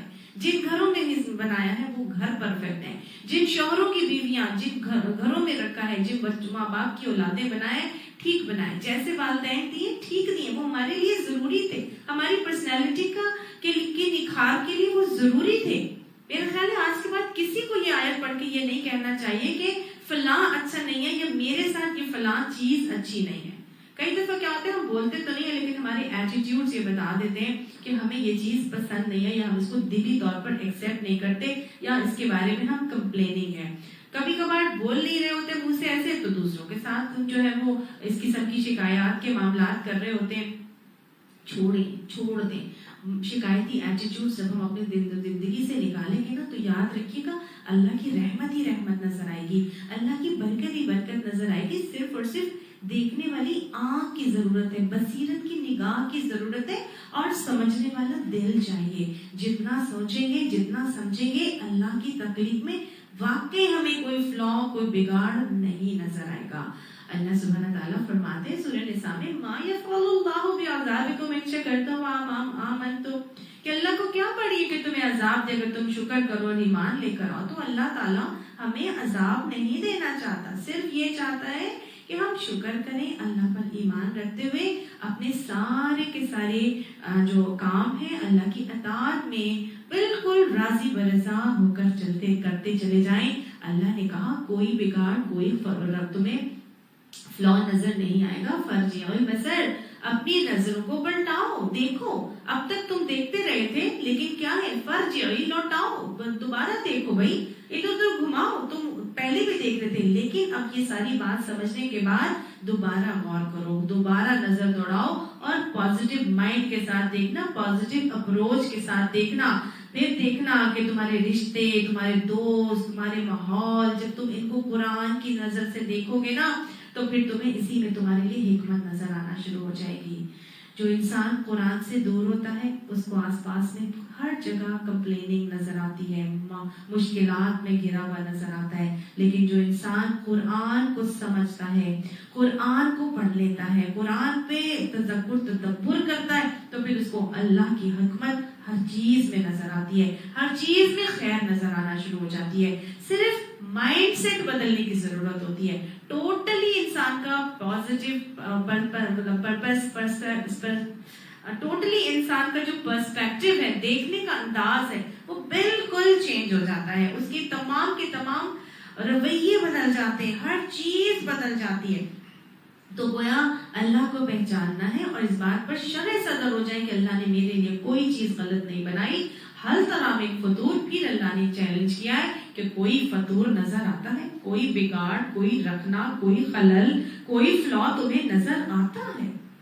اللہ تعالیٰ ہمیں اپنی پہچان عطا فرمائے، اللہ اپنی معرفت عطا فرمائے اور اپنے ہر عمل کی اصلاح کی ہمیں توفیق عطا فرمائے۔ تو گویا اللہ سبحانہ تعالیٰ نے یہاں پر انسان کو جھنجھوڑا ہے، بار بار جھنجھوڑا ہے اور دکھایا ہے کہ دیکھو اور مانو، اور حل ترا من فطور کہہ کے اللہ تعالیٰ نے گویا یہ کہہ دیا کوئی خلل تمہیں نظر آتا ہے۔ فطور کہتے ہیں بگاڑ کو، کسی بھی رکھنے کو، کسی دراڑ کو، کوئی بھی کمی کو۔ اور دوسری بات فطور فاتر سے بھی نکلا ہے، اور فاتر کہتے ہیں کہ سٹارٹنگ میں بنانے والا، یعنی بالکل انیشل بگننگ میں جب تخلیق ہوئی تھی زمین آسمان کی، تو اللہ تعالیٰ گویا ایک ابن عاشور اس کا ترجمہ اس طرح سے کرتے ہیں کہ اللہ نے یہاں پہ انسان کو اس کا مقام دکھایا ہے کہ دیکھو کیا تم اس وقت موجود تھے جب میں زمین اور آسمان بنا رہا تھا؟ تو تمہیں کس چیز کا تکبر ہے؟ تم کس چیز پر اپنے ایٹیٹیوڈز کو دکھاتے ہو؟ تم دیکھو تم اس وقت موجود نہیں تھے جب یہ ساری چیزیں میں بنا رہا تھا۔ تو گویا اللہ نے تکبر کو ختم کر کے انسان کو اس کا اصل مقام دکھایا ہے اور کہا ہے غور کرو اور دیکھو تمہیں کہیں کوئی رکھنا، کوئی بگاڑ، کوئی فلا نہیں نظر آئے گا۔